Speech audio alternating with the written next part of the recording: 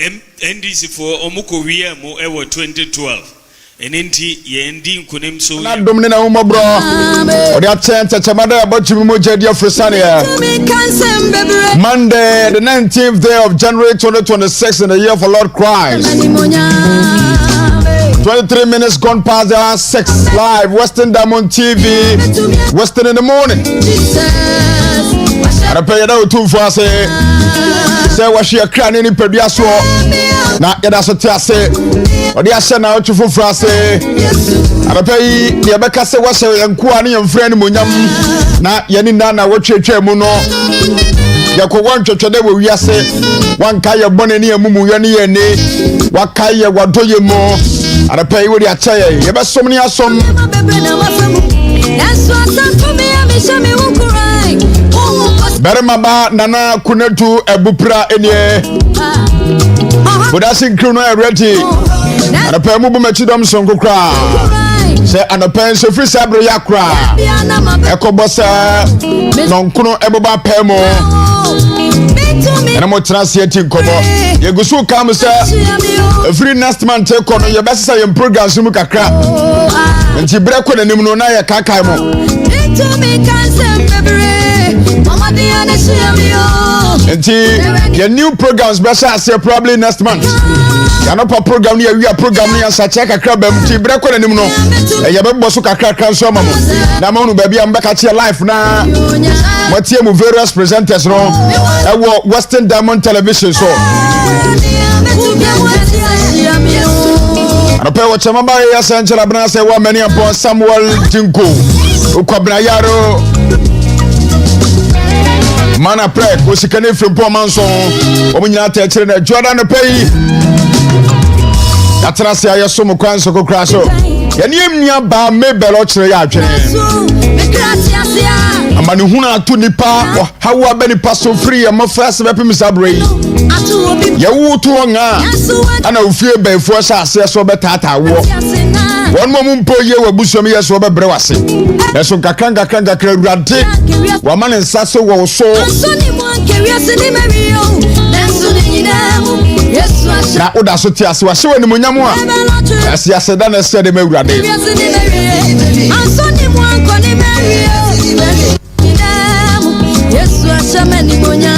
Yes, sir.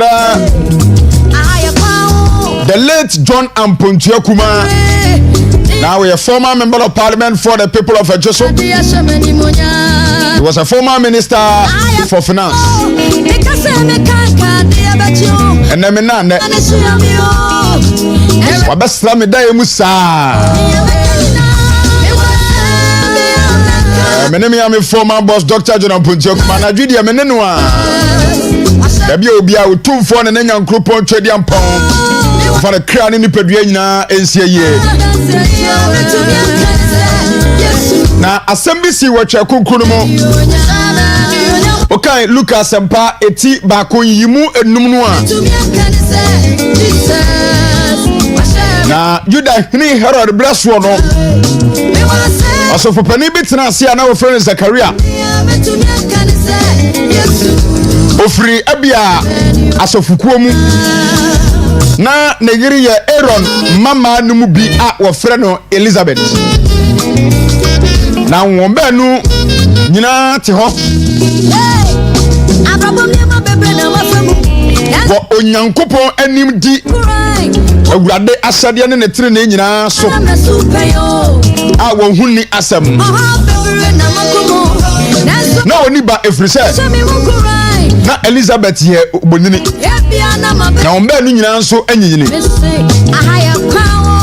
ma min jump ko 13 no Luke chapter 1 verse 13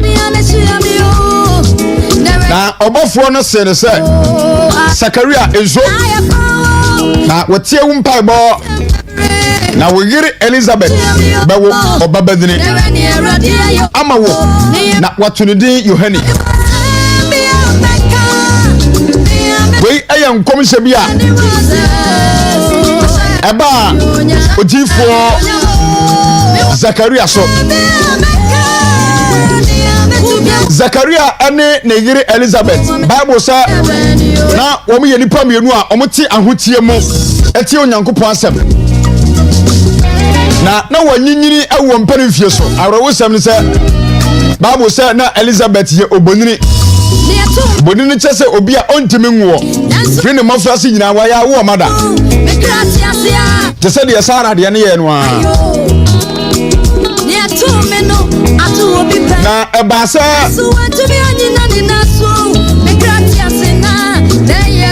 Jifo yi ni wodi kire Zakaria se obewo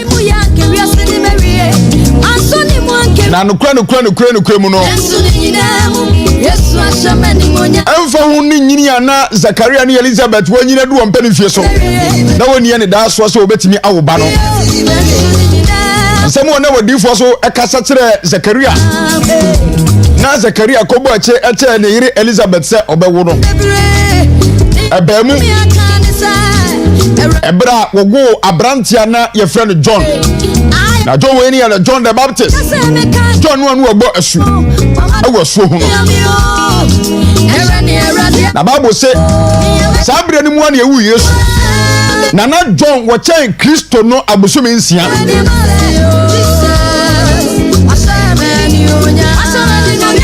Arapai dia me pesa me catch free Zakaria ene Elizabeth wa hote anu wa hote mawurade na so na Elizabeth ye obonini na ontime nwo na ebra esene ebra efatem no awurade nyankropon enwosra ba wo so na Elizabeth timi fe afuro na wonyinsan ye wo to John the Baptist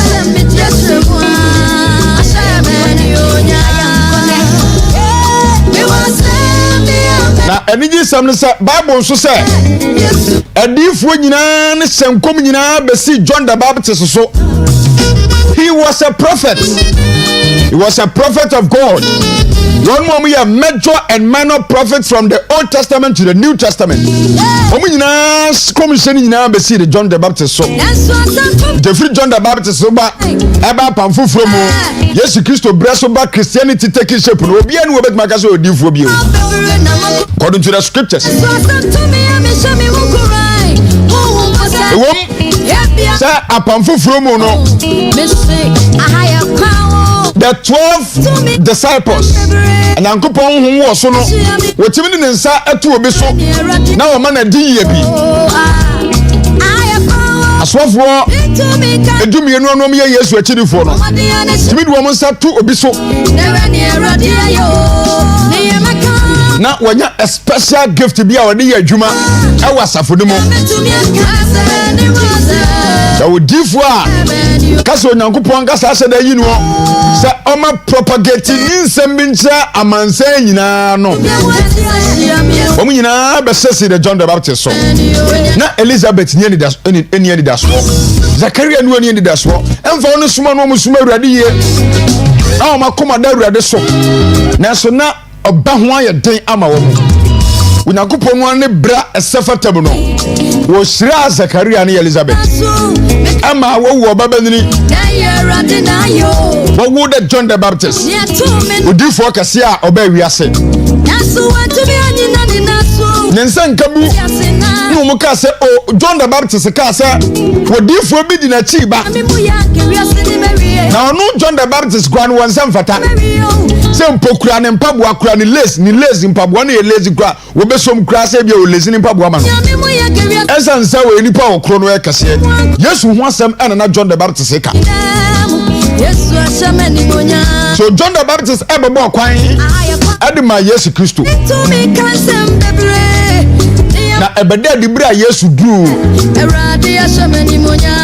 so Jordan ho na waye sa John the Baptist mo na suo anu asida bi aya mimi mo na sese obo masuo ana Yesu kasa se da bi mensemu a wohwe no nguma no nyina amra mu John the Baptist agitumu ebo Kristo asu wo Jordan mu na edida so ni ho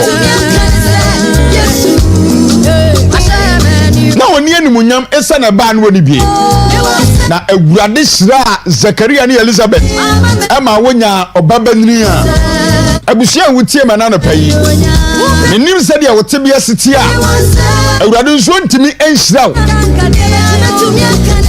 na ade a ayawrawo na ewo abusua mu a na wusu anadwo nyinaa ye entimi mfre wo so sɛ awurade hyira Zakaria ne Elizabeth sɛ awurade kro no betime hyira wo baby anu mu fie duro abrabo no na esia paya ma wo mu danse ya setre mu kura e wo wiase obubo bra kodu baby na woni ba ye munu in our society tebia ya timu ni mpatamu a ye we mfa ne die no obuo ma no awurade hyira Zakaria ne Elizabeth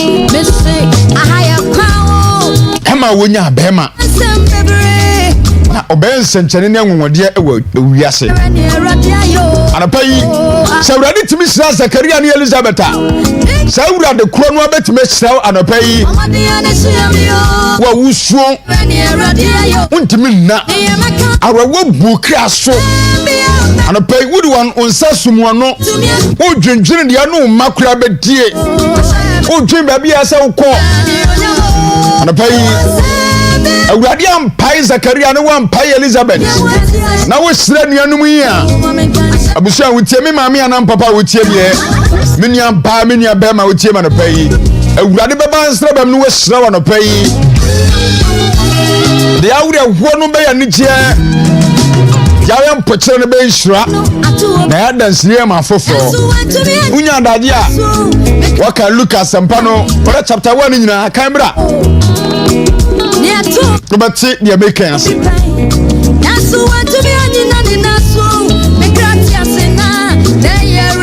Awurade Israel. Awurade mo kwampama ho. Enenye Israel ma ho. Enenya nkoso ma ho. Dane nko na wie no. Na ubo mu ase akasa awurade me da ase. Awurade wampa wate. Na de nam yu na mu ebre kakra pi. Awurade be ma so na wo sra wo. Na wo ye uyie onu abusu asantiri nyina. Arapati tumprako pesa. Nefa emi kase techire. Na awurade nso be ne saade ama wo. Abusu ingrom na yeni nkoma kakra. If the last week no mabu amania. Countdown is still on. I can afford a 12 days now. The new Patriotic Party. What to about Eddie? You were continue na 2028 no elections. Let me abaso. Yabu amania that I say. Be bosimi mienu nie. And the various aspirants na far. Wamuya campaign. Wamuya campaign. Nipa numua. Na no mperifoji wamutu muno. Ya ura Kennedy or Hine Japan. Me kawo semu ambetu about one number 1. Ballot so. Dr. Brother Champo number 2. Dr. Alhaji Mumro Umia number 3. Dr. Sayo Dutum number 4. And engineer Kwabreja Japan and share number 5. Ballot so. 31st January. Nami Adumwa Miminde Bay Nina Ochie. Miminde Dia Nimi Nina Ochie and Abato de Becoso. And upon so at the copem a ria no minu. Proxy voting enim. Sami me to abanibia. Me ntimi mfa me vote emfa emma. Wachire mama se ongo to abama me. Party no anya ntumi sa.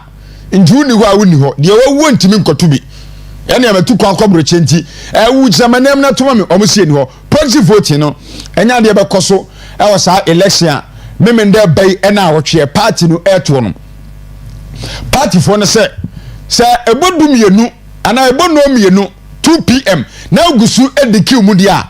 You have the right to vote. Nemom no 2 p.m. ne bona unikim na afi na wo ba. Utu aba ne bia nyeye. Say 2 p.m. emo ya. Yankenkan aba no. Until say after 2 p.m. ansa na aba no yebeto. Aba wenu a yekoto no. Eye constituency level and yeto aba no. Yantu no mu police station in electoral area what said yeto election general elections no. Where there's a Takoradi ha yeto no presby. Ho ena wo mo tu aba no nyina no ebekọ presby wo no makoto aba no. Sa no mu ye no. Your one police station bia ewo each constituency across the country. Enti constituency bia ewo one police station. Eho de enya ebekọ akwakoto aba no. ya the past executives na ka ho bia say wo mu nyina so ba delegate wom to aba ne bie ensa no ho dada enti unim so to aba ne bia unim say aba no betu bi sa won to aba ne bia enko kreti ene meham bia party say police phone ko ana be man ne the police station hono ana constituency be bia betu aba no is the only the police service and security apparatus ya mandate omo pe ana be kwa gina ho aboban internal security bia enko ewo bia bia beto aba no se uye candidate unka se wo metro man bi ntom na ebedu achi akobo ho ba bia akwa approach for no be one time sema e bia na creative problem enti enfu obi anko ho ukoto aba bia free ho na ko bo 2 pm na be jan na be ha sorting and counting ni bi ensaya party for ni bi aba no na mi cheche bi ama no 7 a.m. to 2 p.m. na ya catch ya hefo say nyame yadum a 31st no wutumi multimedia ya live coverage ebebremu ye nyina be kokko pie Kumasi na yan 5 TV and radio stations across the country no ya to apeti ya the concrete reportage and ebebremu every constituency bia no the way elections no be kono ya live coverage ebebremu woguntumi multimedia nti abano from kran to kran sakr sapr ya no nsem nyina babramo na ya kenka abano wi a oni pa obedi nkunum no electoral commission for declare our party no national level e wa Accra ho ne ya the final results no beba nti se ho no Jamaica for elections will be amount on say nyame ya no ya wada 22nd of this month all the 5 aspirants in na be share Accra no man sani peace park asumdwe bura ya ka bari nyina wie na me wie amaji atum ya ka bari nyina wie na me jinkunu amaji atum na ma support de wa wi ni na chi nyame ya no 22nd ena sa dwumadie no ebe koso enti de free mu so eba ene no all the aspirants in be share Accra 22nd Thursday ye di manim ye na sa peace park no atumi akoso Dr. Alhaji Mahmoud Bawumia me no kasai enafuo num nie ana de kopie mu Asante region a wo bo apro na nigi sam ne sa Bernard Kwame Ntwibu asiako na no efiada no wadwane campaign no ewo jira seche dumase enu a afija seche isina na Bernard Kwame Ntwibu asiako di akiri na mame kola ne so mra ho na me ne Safo Rafael Patrick akobo tomra Raf morning na want to say minia ma free was my any there say no akoye bibi say enia same region for na jima boss o o dabi mi hu ma just am fremam e o jiwa o mu ya o ma o mrafi if you dey me papa na e bia hu me be ya me nenam no Raf 5 days ni ya Dr. Bawumia na probo eba Asante region say every day one from Asante Achem South and I'm who say we di akira ba Asante Achem North eba bosome from ba Aswase a wo di akira bia Friday no so to aso me mende to aso em na to aso en so beto aso wadare ma so far campaign wu ni say yo abu Friday di kai mame en na waso akwanya de amami na no kwa ni so ta akwanya bro na aso chief for ni afefo o mutie o radio station na no pay o Western Radio ne import mu nyina la Ghana nyina la o mo ho social media nyina me da o nyina si etia o mo na me mai so Africa pa pele to say ya any first time I make asa o so iso e tia bu fo e tia fo nyina bu pa o so afa se o ye aduma na me ka ho na iro ho ne be yi anka so ho be I said ye sitie ni Asante Radio His Excellency Dr. Alhaji Mahmoud Bawumia na Prah okọ ne Ghana nyina Asante memu ni twatwo na no kremu ne didie mu na me de kasa asemu yi papa no be do Asante memu didie efe so unu pictures ene videos e ko round na obo hu se enye edumadi ketwa na e ko so I think ye di kai ma me woni mani nyina apo ma so ba Asante memu a party from penifo a omo te party a oba Asante memu na so obo we dinya omo nyina di omo nyina di Dr. Bawumia campaign yeki bo di ni ehe Honorable Sechi Mensa Bonsu, Honorable Dr. Anthony Ziasare, Honorable Kofi Juma, and 24 Obitua Bomudi was Santimem, Honorable Kwame Prempeh, Sita Kwamai, Company Queen Yina was Santimemu Yinala, Eddie Dr. Baumia campaign at Yomane and Echo Rounsa, almost so catcher delegate in Asamoah. Santimemu, regional executive 17, a Mudu about to mean a Dano. Regional executives meaning a party. Dr. Baumia campaign for year, Echo Tributary, energy, and I answer the award in Nimuniam, and a Nipa betting Nomadin Communina, ye can be tired of Dr. Baumia. Yeninamu with new videos, electoral area coordinators are all in Nalan so upward them at Dr. Baumia campaign. Your constituency chairman 47, top 47, no, they move almost 39 to 40. Support to Dr. Baumia campaign. Maybe I'll be out as a chairman for public declaration of support for Dr. Mahmoud Baumia. Members of Parliament are all Asante region. MPs, are Asante region. Moved over 90% publicly. One a free and share the Indian from one campaign. Women support to Dr. Mahmoud Baumia. Constituency officers, any polling station executives are not Asia. The young is a Asante region here, a very strong hold for Dr. Mahmoud Baumia. The Namui, the Jaffa, Konoa, Kanin Seminala, on Kassent Yaobi, Dr. Baumia and Kassent Yaobi, on Kanchichi, and our ordinance and Papa Nodema, a polling station executive, electoral coordinators, former executives, and one hour to me about what I better on the 31st, Yomina to be. And some who now only delegate to know Edin Koma. I think you're now convincing. I think I've been following the campaign. Conference are all right.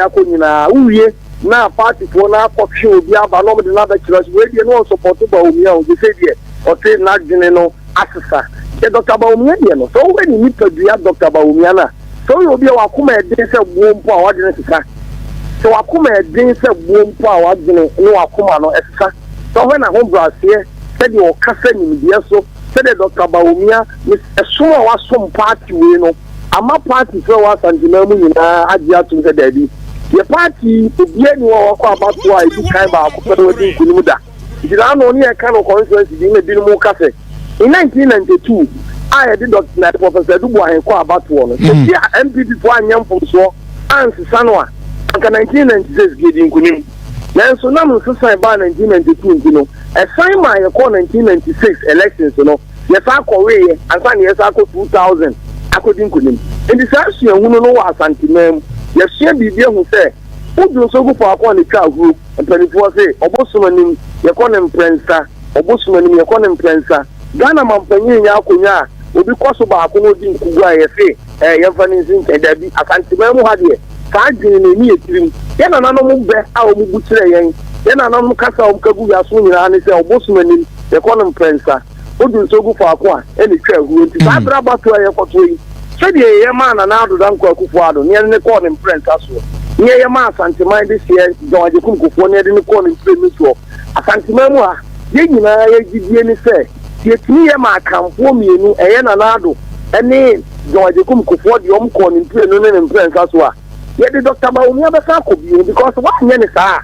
Actually, Obi Bano the catchers, I don't know what they come from you to one a Gupuado, a com you know in prince as well. Nekoya Dr. Baumia, the Nekoba, Colia, it's a Obasa, a Camfono, that MPP, Ruguno.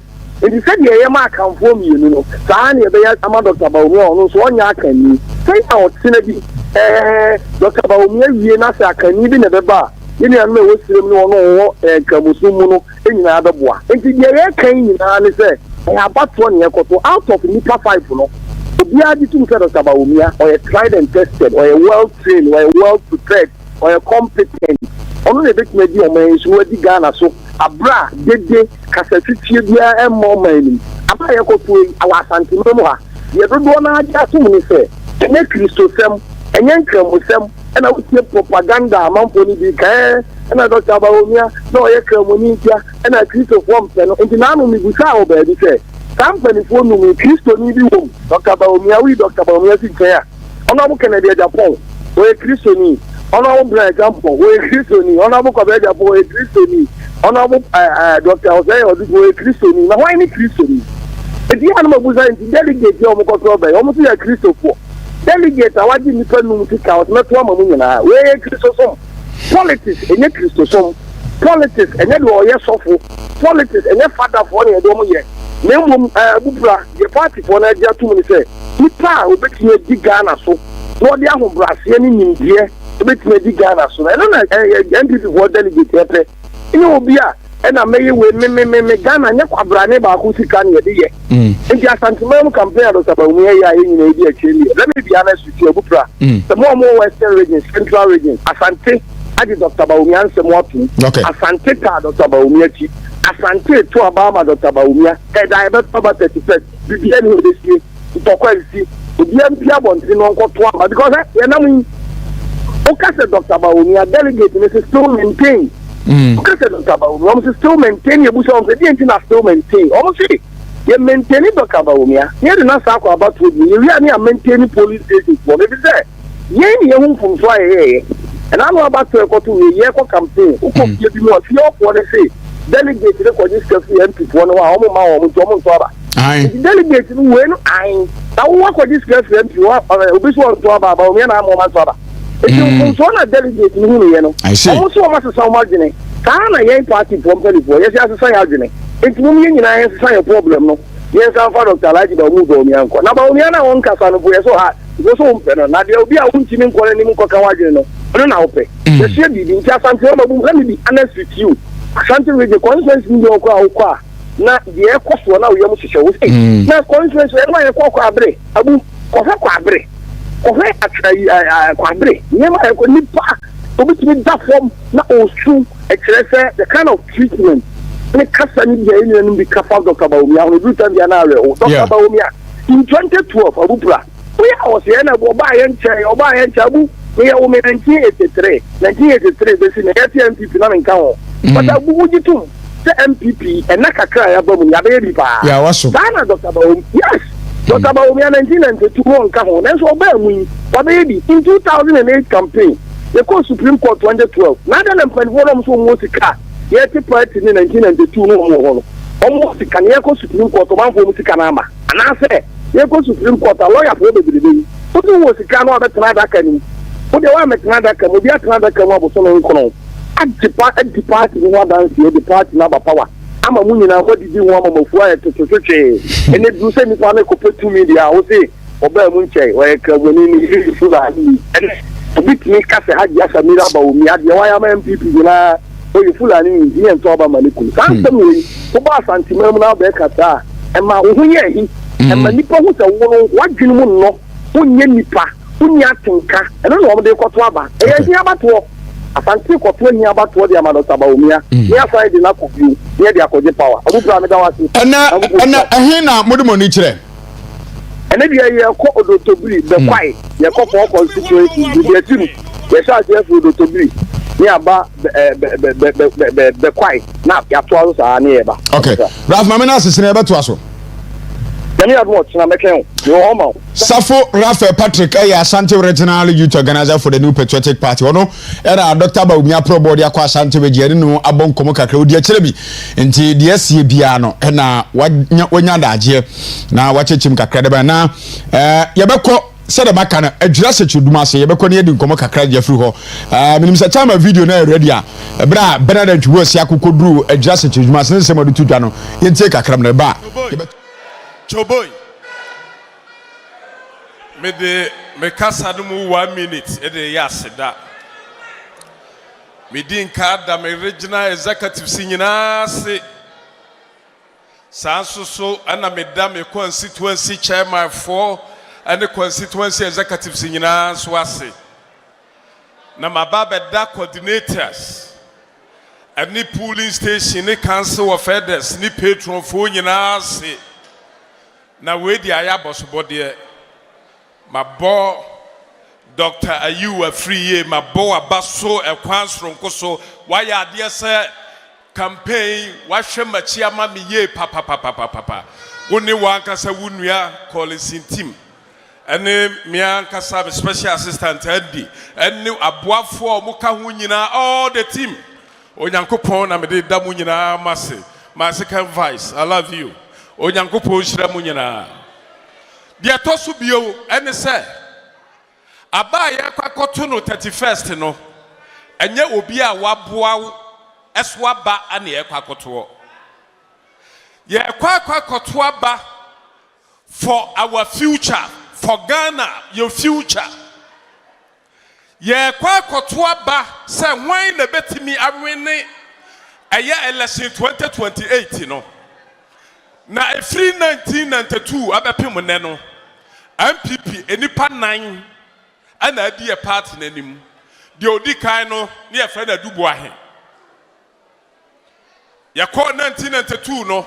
Ye MPP for the age to musa ya wene but ya mfama no enu nti ya mfama no yare beka no yare beka no 1996 no enu so ana de otoso mienu ye wuraje ekufo esoso ba 1996 oba 1996 no esanse no odika nti ne nsanka 1996 yewuraje ekufo oni yewura Rollins na ko abato no yeto wie enu anya 39%.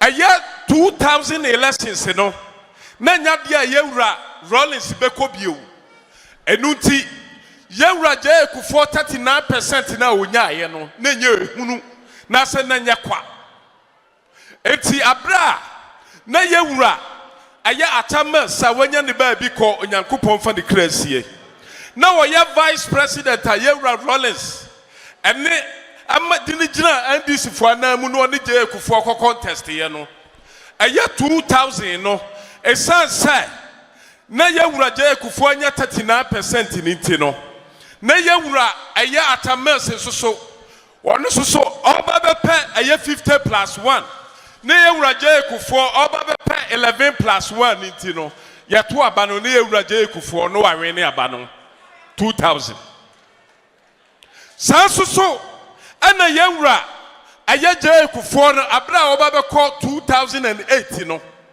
no soso pese akufo adu ne di na ade na soso abra ne yewura atamase so akoba ko akomienu wakomiensa na wo aye yewuraje kufuo nkobio no oni na nadu so kokopre no ni nyina ne se aye yewura tamas ana ne nsakan eti Ghana ya batuo no bebre no ayabra president bi free so akono na ko nipa foforo ho eti abra yewura atamas owuye no ana yewura John Dramani Mahama, the president, obedi Nadia as a president. Now, obedi Nadia as a president, you know. Obedi Nadia as a president, you know. So, obeshemwa, aya 2012, you know. You and I were not there. na me nkola ne so na me ba oba beto aso e de frɛ ma me nko na me ne chairman Austria enkobo okɔ address chedumase a wono e na constituency chairman for the New Patriotic Party chairman Abdulrahman Haruna e wala ne so Alhaj good morning me na mo ti sai na me na do me ho ya na me te won kana ache pa ni ame shawo aja wo Want to be one over. ne Ghana papa yi banya fi ni no hwe na chi media so something ni ya anyway yada say na no Saturday do na Dr. Alhaji Muhammad Bawumia ene ne team ba adjust chedumase na enya asem gutu amhwe wunu aba gifty ndoma na mudi ache na banana ntbugo asi akọ bina party emperifo teche na mu bo se chanti erema Dr. Bawumia ye share videos here pie ya mbajana with videos ndi atsoma from adjust chedumase na sa ni padom we no munya mu fre he mi na we di kai ni na chiamo na masanti ya matiefo na ya fumi na mi na we di ye ni MPP fo na masanti ya Dr. Alhaji Bawumia former president na na ko Akufo Addo chiamo na machia ejura se chedumase David ejura ya coordinator and police station executive Council of Elders and Patrons, former executive for me, make your Jurassic Kumasi. In my young performance, a year entity for there were 1,275. Our Baba Tuaba. 275. 275, okay. Baba Tuaba, and I'm going to first January. To one thing saying, I'm on the 17th, your papa that Takoradi Mahmoud at the bag, you have a flower, and I'm with the Africa, a symbol, and each year, and she had Dr. Alhaji Mahmoud Bawumia, and before one to be a woman, now by the Dr. Alhaji Mahmoud Bawumia, the incoming president. To be 101. Election 2028.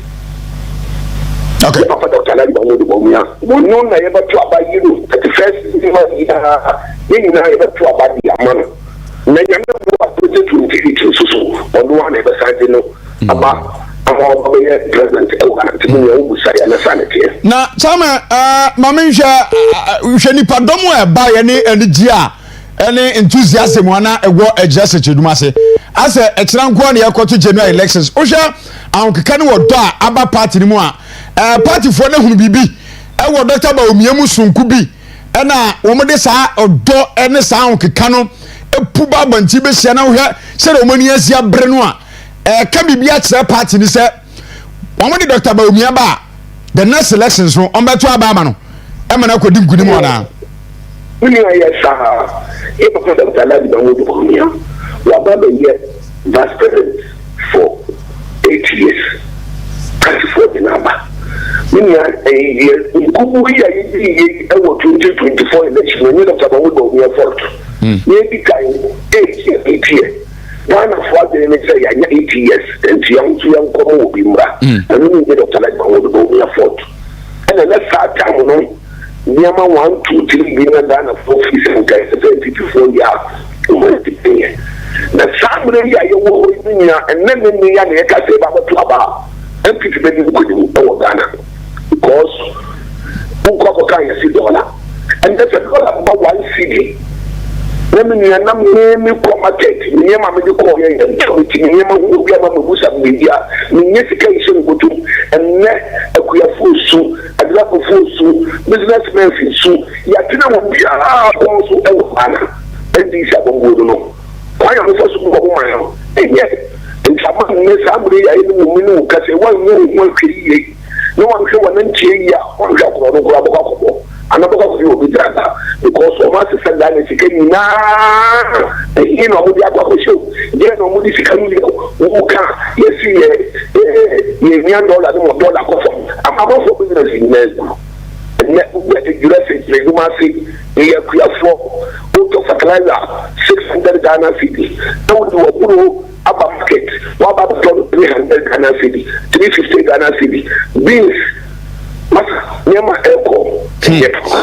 The massive for say your cousin your trouble. Who can get the win of hands down because you are supposed to was when you move and these are buying to be Ghana for. Will be who stand the year.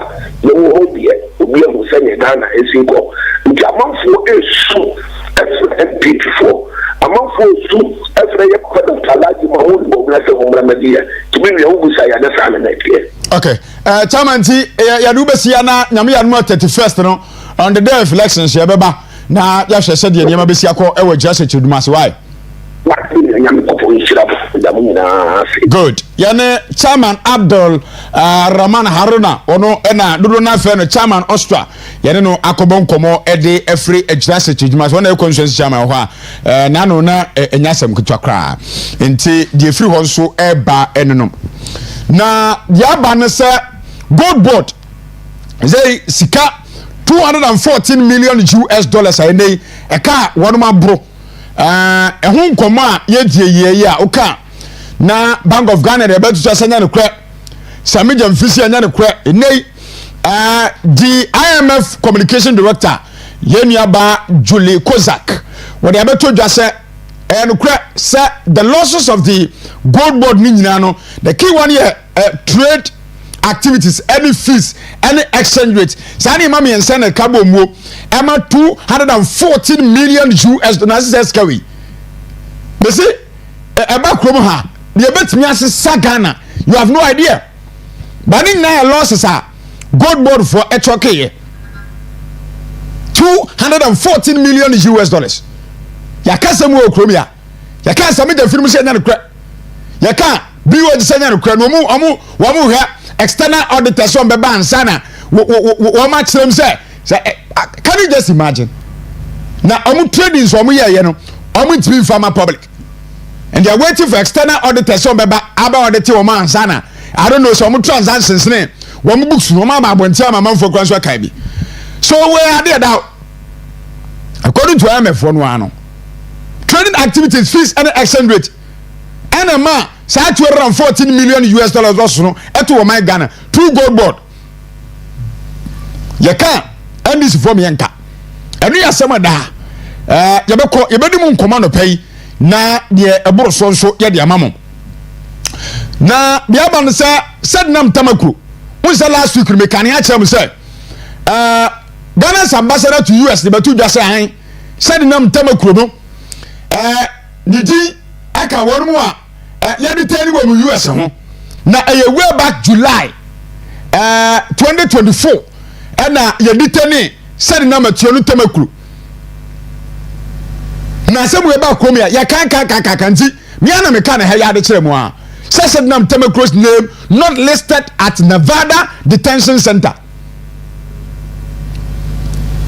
Where Ghana's embassy in the US asemo mo kan ye no news a free US airba enso chese enya no kure said nam tamakru di no awa sa detention center ho eni kure bi anim nti asemo a Ghana's embassy adebatu dwa Ghana's high commissioner Ori Smith adebatu dwa no chese ni kure bi anim na ye kan say ya da bia me ka say woman wa ya buonu andisi for di agro kromia no ene no mfu so me propaganda ba echebi ade asem kase ene be bre oman no eti na no me ka say ntia no krapa zwan pa say said number tamakru 2014 July ani ya che na wa wait see ade be kwakota ana ya ante embassy unreleased statement bia ama ya ante 2024 July Yabe 2015 Yabe 2016 mu ansana ombe ka che say said nam tamakru o detention ni kura bi anu yeni aba ma kan ofori atasem yi ba ye eno mo pese mo pa asem bi di equalization say said nam atuo no tamakru kura so no ya detain no of which it is not true. It is not true. Na wana no mo dada wo mo dada Ghana for and I say for niba no person mu tware che Ghana for. I'm talking to the NDC. Ghana's ambassador no. Nti adwuma papa ba no wura no wo ye de. Ana wo be de ma NDC. Na nanu na mukaya ya ba 2024. Owura Martin Pebunu aka ho. Okuja tabla kwa no aka ho bi. No mu ye dede okromi ase. Omuti ade be fe ora. Na previous administration no. Sika bi ane ade afa for mo nsase. Enti no wo ma retrieve sika ni nyina de ama aban. Na appointees ne sa officials no. Enu afa kwambo no so anti sika na wia. No mo kika na okromi ya. Fast forward. NDC for we need elections no. Amo muti committee bia na okuja tabla kwakora ne di animu. No mo ya. What would to Ghana for me say? Sika 21 billion US dollars. 21 billion US dollars. And as I say MPP appointees for to. Yes, sika wamu fa nsebu for kwanso. Ama akwedi wamu nsemu a NDC for ebedi say sika ni nyina. Na boso mu nseka say sika no a be say akwa mu bida. You was say sika alone. Ebetimi ama na Ghana economy. Ano mu kan kromia. Ene ho document nya de komo ompani ama ompani giye eda amase eba kire ade ma atani general owura Dominic Ayene se sa documents yi onyina so na ɔmfa ntete saafo no na sika no yɛnye mfa nto the state coffers ntia dia ya twɛn afeni kakra nie ya twɛn sɛ saa 21 billion US dollars no a wɔn see the previous administration MPP for pontis awia yɛnti yɛ no wɔn mo bɛgye sɛ sika no na yɛde abɔ ɔman ne ho bra ana yɛ twɛn adeɛ kye a yɛnkote a attorney general de abɔto dwa sɛ saa statement no a 21 billion US dollars wa okujeto abra kwano mu kan yɛ sɛ akɔde di ankorankorafuo bi nsɛm wɔn bɛgye no sɛ ne kura bi anim so enti no amu sɛ saa 21 billion US dollars no a okujeto abra ka kan yɛ no ade unnecessary pressure ɛna ade abɛto am so because saa 21 billion no a mo ka no ɛne kura bi anim in fact sɛ sika bi kura obi kura ɛde afa kwambɔne so ma no nsa sɛ ɛka sika no a ɛnu saa 21 billion no a mo ka no up to date afinie wɔn mo nye 1 cedi kura firi obi hɔ 21 billion US dollars a mo make this one allegation ɛde tia NPP officials as we speak 1 cedi kura mo nyanye yɛ so Dr. Dominic Ayene say the unnecessary pressure and the other office no so nti oku de tabla kwa no eji fa dwumadi ani ma no no nkwade sa $21 no efa mera o man no 21 billion US dollars yes ka keto na anopai mi boni din sa no at the end of the day no and kura bi anim na communication director for the new patriotic party owura ahiagba na wase oforiata bloqué ne justice kwambia so wometimi ata no absential it is a tuli no owura kan oforiata adi boni bi okrom ya no awia Ghana sika na wafa kwamboni bi so masika bi abedi no ho a amono ne kwa wo no yebetimi ata absential okrom ya abreko wo amono ne said ye de said na mtama krom said na mtama krom no ni Ghana ha no amono ne wo US ani ya tan absential ana beto dwa chasa no kre bobu Ghana faso sika 90 million se 70 million Ghana cedi akwese ne to wo mu okunta bia entuon kodam ensawam 10 years and we dwane as we speak is excellency John Dramani Mahama en kan cheri nuan kwaso makromia when this ni mapa what has US wo at the same time no can overrate the Ghana ha wo US enti se wo this kabia di boni bia yebetumi atra na absence said the idea said nam tabakro no ano asemo hiagba kwa no ano no yanyane ne ya adwen emra ne nyadi ne wie na ntancha ne bonu so awie sika ene yakwan bia so no extradition club kwa kwatam de na bakromia no aba sentence ne jail na kereforata amra ana kereforata amra no emra so okromia mbetimi ene nadi ama na yeye abrakwa woni ha enti sanya intimidation sanya frustration bi no person mo frustrate Kanofoyata and some of the key figures in another Kufuor administration can you move for so be any so obi akwa dia court ho yede mo fa nko court Ghana na ese mra yadwuma obi anso nsamra obi a wadi Ghana sika bia na ese mra ne edie ana obi anso nsamra kromia yenya agitum saa na emo mu sembefa na ada akwan so ani nsabu akwan so any intimidation kwanso pa de intimidate obo okrom ya de ende nya de be soso okrom ha dabe ende soso na arawusem afri wasa isiba ne say NDC constituency organizer woni ne member of parliament yesi wo ma exchange blows ntokapa tumamento organizer to na MP adoje MP to na organizer adoje Yakobu sasa adaya galamse site ho organizer say higher media MPC area higher media mema untu metu entokwa asi ewo wasa isro enya sam ketwa between the NDC organizer and member of parliament mese sa asem oya mose MPP president na yetu illegal man no sa asem obi ansida sa asem obi misi obi ansida Ninyina si ewo NDC breso under the watch of His Excellency super incompetent John Dramani Mahama. Waba wanye nie baw wanye okromia developmental project bianco so Ghana ha do mama ba 1 year nie wanya hwe wasaria chese amansa dwaso ana crude oil boy ya tete so ama petrol international market a drop it drastically and how benefit here and this ababa wanya se bia in fact when the tax is square to 2 fuel so anasa nka fuel krobia no ese to be a gallon no e keso be 8 ana 7 series Ghana ha ba to ade atutu so bie ana ko pompre bia 10 11 9 10 11 9 oh krobia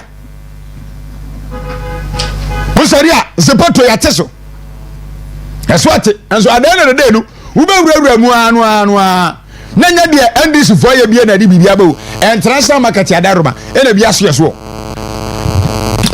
mamene lawyer Andrew Ohirijan emon komoro ya mache ya mejoso na hunamu ya de na dia domne na mo ko chira so atati na minyane ntesa wo akodu asante achem bibia boko wo de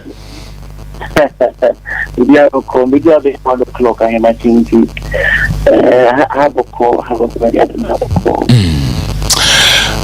wadaruma amanfo e kole bebrefa kanofori attackers ni se ewom so ni Ghana ha but ye betumi atra na absence a we no ehun komo ni sai mimi ya mamenchia na menchia otifu na menchia Ghana fo kwa santiatin na mkochia santiatin MP na mabua kushebe kunjina mfenja kesi Komadu mimi the be a try by absentia but for 2019 that I get where be to be 101 basically let's say you both be quite na you could not quota the amount of trend say was in the pan back court na oba ebijinem na uti ko do ejabo na o wanu yibia of the year because Article 19(2) of the Constitution now it says obi biara be charging with an offense say criminal offense it has fair hearing in a reasonable time for court and TNT obi ni wa intenti no yentie asem no this nipa no e wo ho na nipa ni awo say ya start a process bi say e dey tiawo e wo court fair hearing no ijenema mi yesa so number 1 we have the right to be present at your trial also akonya so ye do asem also number 2 the right to be tiwo na with the evidence so e dey atuja the right to say one kata be defending ho ana so be lawyer amala no admin na wo defend amount okay Traba say incompetent to Article 19 so Article 19 that it say I want to fair hearing instead of tina obi ni wa le bi na asem e go with and obi anywhere the criminal act you know as I say obi ni for and I say charge obi with an offense may say really panel with the same on my court okay that's why ma court be near and be criminal determine case no every panel any around okay and then you apply to summary offenses and then indictable on summary offenses.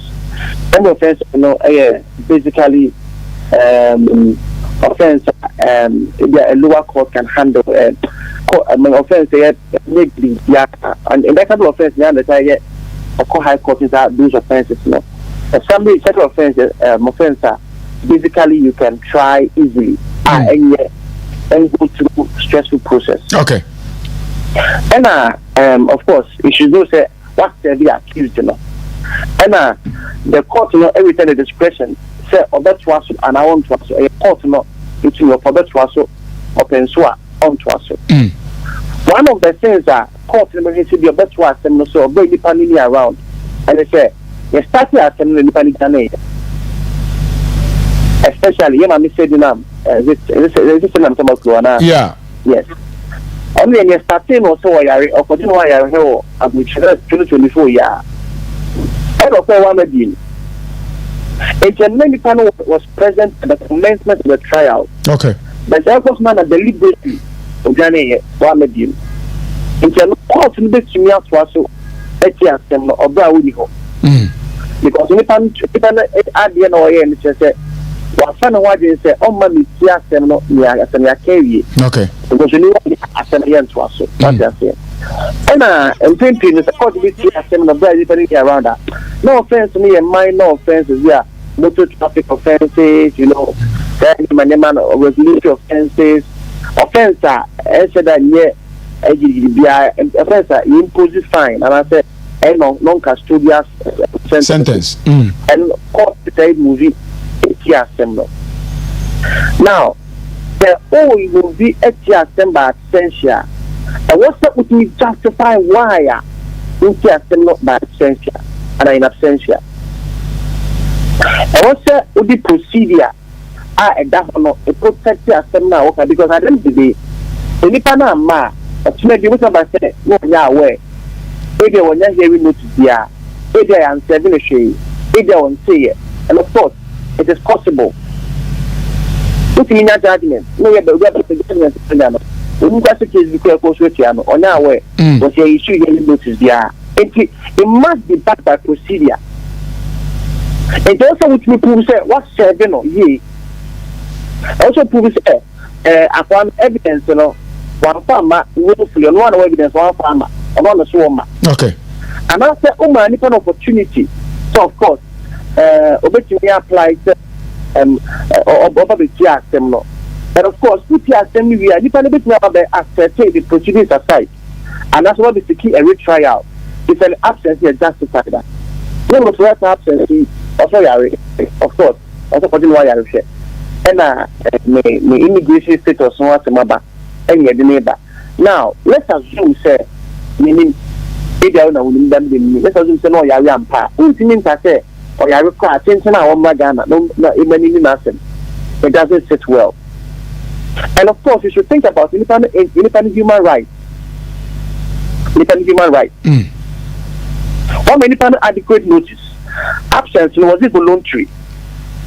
Is there a possibility to say a paper retrial and a review? And anyway, you know, it's better to be independent in person, just in them. If we have to start to know here. And of course, even if I say more valid before court, you only have more valid before court, not between. And more valid before court. It's not that someone will have a start here and we're going to answer or call another being only around. It's basically second trial in absentia. That is basically what it means. Okay. The law justify no remedy. Nipano class in Tianoa. Obit number being bookie. That's a retrial or review. Yes. Now the same case Nana senior man lawyer Martin Pebu ono so dia betu dwa se ne nwanwa o de mamen kind statement ne kakra say when NDC won I thought Sadnam Temekru will quickly come back to Ghana so President Mahama could grant her a presidential pardon.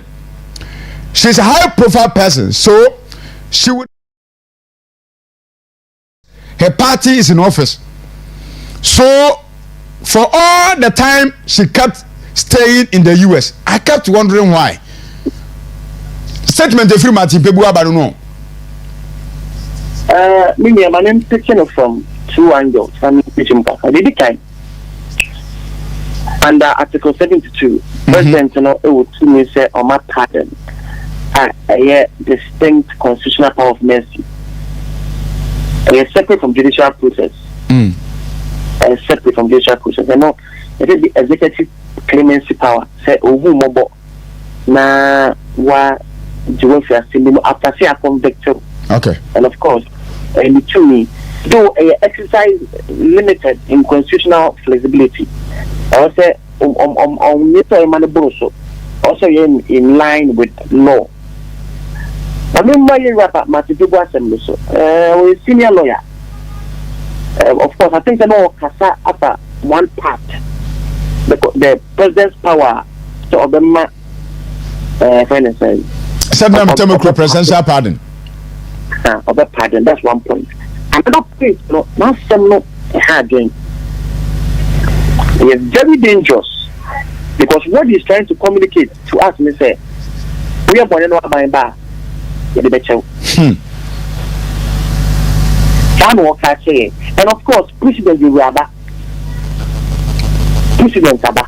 And I was let me say, if you don't know, say what I mean, we did send by you actually general say, a cocoa board papa, for example. I'm a cocoa board papa, no, do not coffee. Cocoa board, okra, almost a diagram, opening. I say, opening case, no evidence be anyhow. If I don't know if I read it right. That's no evidence, no. No, because most evidence anywhere. I don't know what 60% of the car, what just what they can. I don't know confiscated 60% of his assets. Now on 40, who confiscated 60, who just get him 60 on 40. You see, you trusted that to why, and you need and you are sending the brain back. Okay. The young Martin people said they keep through a low more senior lawyer about 18, 17 years at the bar. A senior lawyer. Not ultimately the casting we are. I will hope because or some man who could or some politicians could do that. That you would be born in crime, or corrupt. Whatever the case might be. Not say your trial. No, why buy back? We can back at the better. Okay. Because we are very good. No, because say, said the fashion you tried yet. Fashion you when they say, a journalist. Fashion you Tony more. There was hard privilege media now. And I will be a more Ghanaian than the other. And our president, another poor, I want to say, will be the one time I also the channel. Na eloya ani asem wo de oti o yembeso ye kro mi ased nam tem kro ya ye kaya ono ne counterpart a ono ne kodi sa abon 70 million Ghana cedi access ke bi esenko de koma ese de ye kan say government victims bi anom wo kantamanto amu fae one day ono no Ghana ye sentence in 5 years so onko dem MPP aban ne kotu 5 years wetwa be afi ne kakra aba we ba no matimi awurawura mu asade abrante number back to court etimi amani bail 500,000 ne na asem ne asaba ye se chese mentiase o wo ye din kan sentence no yasa na free prison asaba esa na ba court amani bail 500,000 said nam tamakro on the counterpart no sentence in 5 years no yes you Yes, a big bill and then appeal. And they say, no, man, or my invoke, bill and appeal. I don't know, say, Unya, if we say a seminar for evidence be on Kuyi, and I say, procedurally, and then the trial, if we apply for bill pending appeal, and my obesity, and my attraction, and entirety. A year tenor. One big and a tight guarantee. And which a conclusive way, just a court, a big guarantee. And I'm not surprised. When yet, we're not very surprised. And then one degree. Is it there? We did it to the Agano, and then one, the other community. And then one, I'm not surprised. Because it's expected. It's expected. Anyone wants to answer case, said the other. Now, yeah, trying to send it. I won't be surprised. I live for this country. I am sumo my Ghana. Yeah, sumo my Ghana. Chinasem.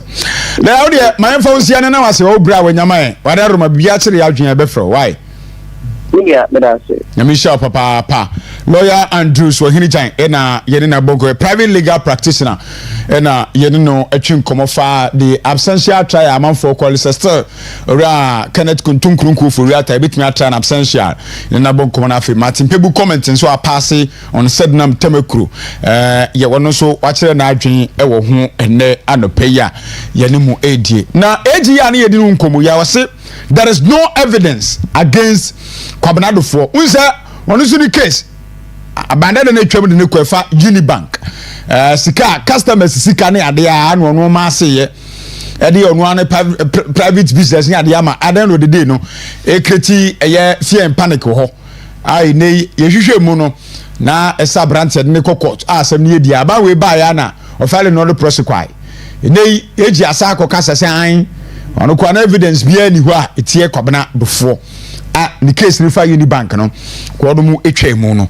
enti eji we die chese ensem na ebibre well mame ko line so mra na mene minia engineer Kojo Nsafua Poku enkomo ene anopei mini aba mama tien me to so da me tia wati so yedas papa yedas nso se wakopia santimemu na ubo campaign pa etitai kese editai Dr. Alhaji Muhammad Bawumiachi nyame sha pa wai yedas minia me tia wati pa mo office pa santimemu dem se amfana yeba na yes so my baba cancer no about the campaign about Dr. Asante say we are say Asante na mu dey agree Dr. 2023 2024 2026 so no December 31st Asante 9 and achieve in the you know we are na so aye you know mention kaso Dr. Belusu nya 50 plus 1 no and the call run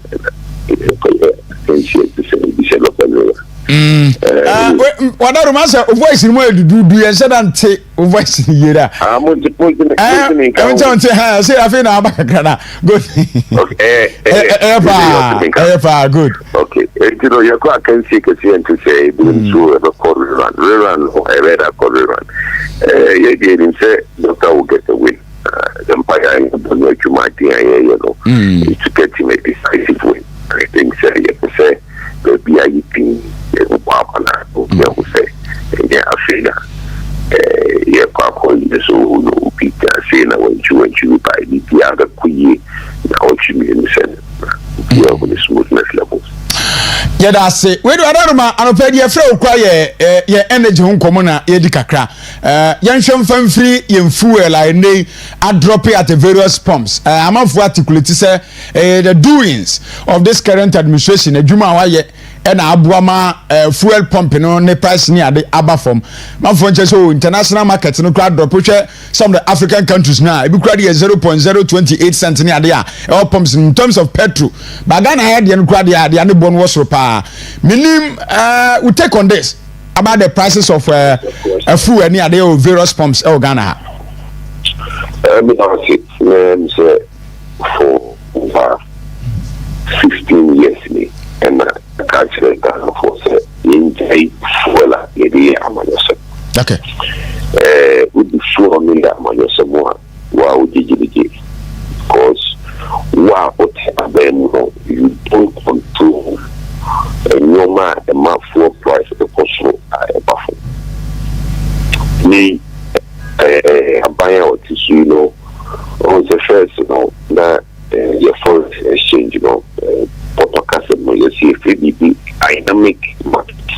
Okay. Dynamic markets market forces, demand and supply. It determine prices. About we buy about what you call packet from one country regulating prices market forces demand and supply independent prices because of good for reserves Dr. America report is too good cotton good the dollar go up and I'm say really good a cotton messica good artificially suppressing the strength of the city. Appreciation it's not by economic forces. Okay. In the yes. So we share a boy here. The one you and I affect international prices, which is the crude oil price, the one on it. And your dollar to the city so also come be and each year your pump price. And you know, international prices no above we are around $60, $50 and $65. And crude oil internationally, you know, the price is very low. Secondly, we are who say dollar no, buying no celebration no on one casa each year was set the price of 10.4 between 10.4 10.8. Local prices no. Okay. But yeah, now it makes us a number. Yeah, fine. I'm just saying. Actually, now international prices of crude oil across could do 80, 90, and 100. To me, and Cassell, a more than more. And our prices not the cost. You do up or make us I could do say, she more personal, and I'm saying, and I say, we cry, yes, no. Oh, say, Kusi, Koda. Really, my advice is say, Mama, young fat and yaman yourself. Okay. Yes, and meaning no, all the petrol prices, no, what personal, muffle. We are personal, not the form, and international precious, no, and man also. What personal, and then you're only 2026, and the next election, no, 2028. And this year, by now, also this year, also next year, also in the third year. Who knew the BC 2027? Who knew the BC December 2020 extra? I'm not in your mind, of course, to be the gas. This I get back what make a man see, and I was for Omo Castle and Ghana for one, Ghana for pain, almost 1 hour. In Yanum be almost one of our station, lorry station, transportation, Kofaka. That's a house fan. And only said no, we are. Was it much because any at the contract, a jelly bone to me from me. Yes, yeah, engineer, and no one can be baby. I want to say, it was say food and not drop it drastically. Our pumps not truly no, I drop it. But Usha, your various terminals, no. Come here, say fair near the no increment of Koswama. Nano Kwadi Kumasi, who Kumasi ready for no to Fumasa making. Namin task force, we crack what driver in the mate, Abu Boo, Sadena, Wama to Fem. Namin Kwamu Panesi, Accra so crano. Cash granny and the cry sorted me. I didn't tell my person Kwane Koso. A didn't in a man basa. Because always say, I mean, okay. Ministry of Transport, when I'm running GPRT for a single year, any various unions, no, transport fare. Petrol poor, must say apart from maybe a bit. Yes, Pempen, so I war, any day, say anka ye increase no area sa war petrol anka union for the pressure but to ministry of transport for some increase but and you know yes to say petrol no go perform musu Ghana for ni ba ka use o cheni peti Ghana ni omo faka and the doors omo ka majority say yeah into petrol say o dollar about for my papa ba petrol go perform because omo tika mu omo to petrol yete ni pandona no and the fact ni pandona and the fact public transport say o GPRT ni unions na kano if you so na transport fair so and how you say the idea auto upgrade the work because in you for be bring na so no pok it's no or Kotoya Apu because passport fares also. Or go Juma Yato passport fare and ask any more ember from. It is precious now, prices now more cafe about from Tigana for 1 total, Ghana for paying on 1 total. It's only scout and only or Kotoka because all 4 price of it was any who's come to Ghana. Yeah, no more running unions, no. Chances is here, come back just insurance cost, spare parts cost. Meanwhile, we get here, we must $1 for spare parts for the night. Change spare parts work also. Say ports, that is the port duties one. then I spare parts also. Yeah, it's how they call a import spare parts, then I spare parts also. You know, you know, I won't just say, but about we know, so you know, say, to be now officer, the funds, not no problem. So the better funds are, yeah, maximum for no, in India you go through. It took at the dollar about from Nipper for yes. It did more moves cow, but for car, and maybe at the full price, not ever. But the percent in the Wisconsin, work out. Okay, but I never acquire account the issue about food and the one costrona. Still an nyema board in den usha countries are one man rank or mu be bremu ha we Libya quite probably say omutu fango honya sa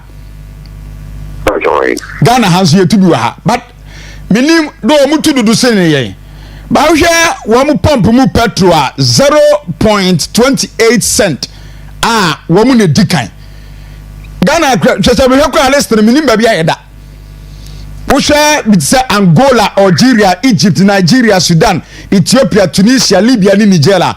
Omo fu opom siri na no adrope udu to the globally a. Ba ha no yade akra no kwa me de go akra de ya 9.99. Share kwa no bedu baby 10 ada fu opom siri ade no. Yesu yetu oyi ni bi wa ha.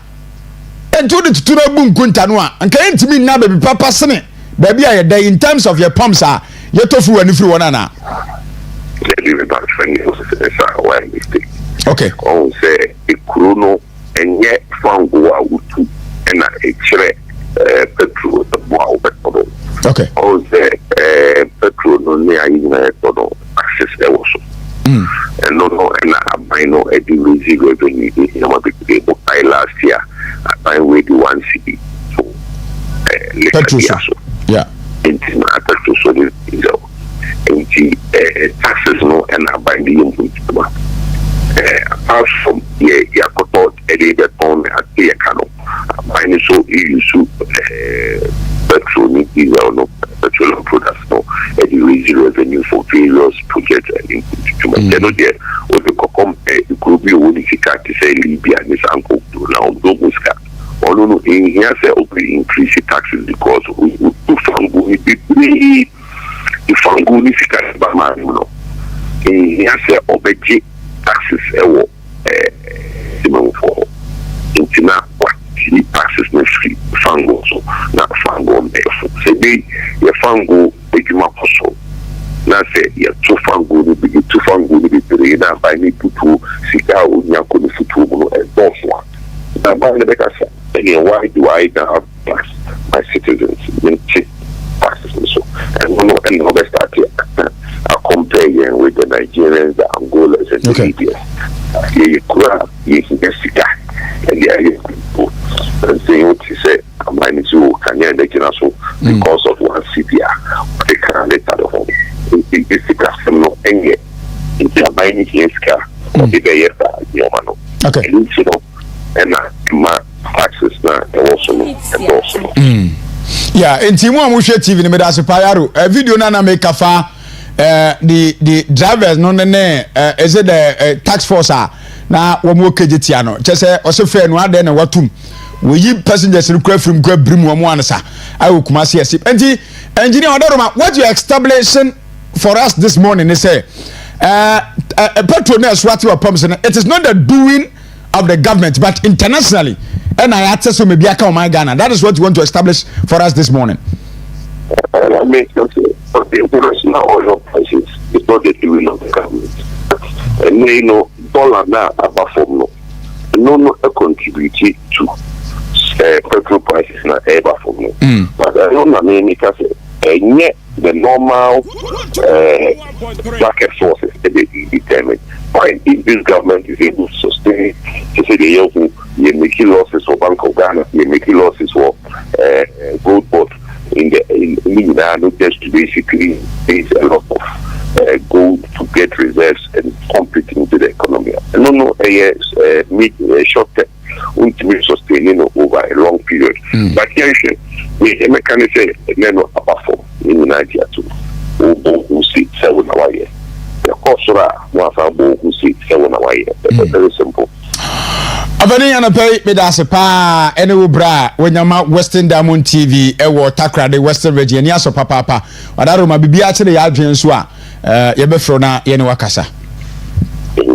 Thank you very much. Ebisafo mene engineer Kojo Nsafwa Poku na akobonko energy expert ene na bonko the issue of fuel petrol ni diesel a drop at various pumps no yene no edi hu komo ene anope ewa ha enti mamintie warero ma bochama yinu wie mame chama Bernard Juwes yako minimile kasa no to asma me good na yemra Sana nadu danko akufuado no akoba aku no akomienu no akomiensenti no for the first time no na candidate no ebi aye popular saying the sitting president and ama akufuado so baba win 2016 na nadu danko akufuado so abra ono so baba free so no no so pesa yewra Dr. Alhaji Mahmoud Bawumia incoming president no person ono so na edi na ade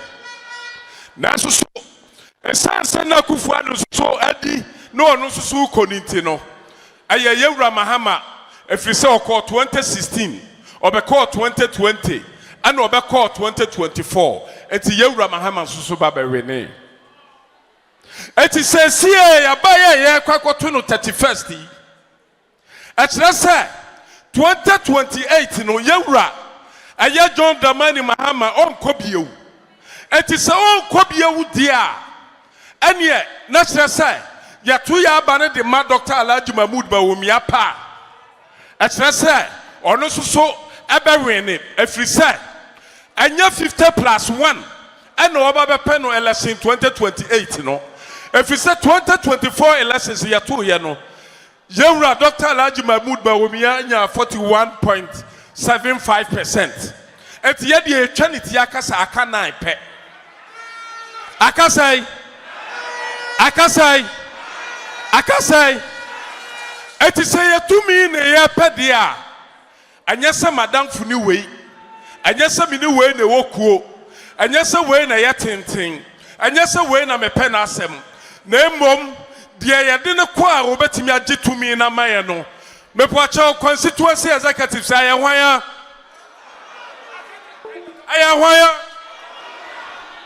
Council of Elders mepo acha hwan ya de ne ko election 2028 obewene coordinators mepo acha hwan ya mfa ne ko election 2028 police station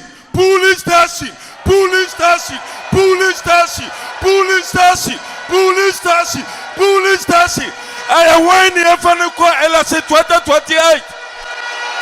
I want you for the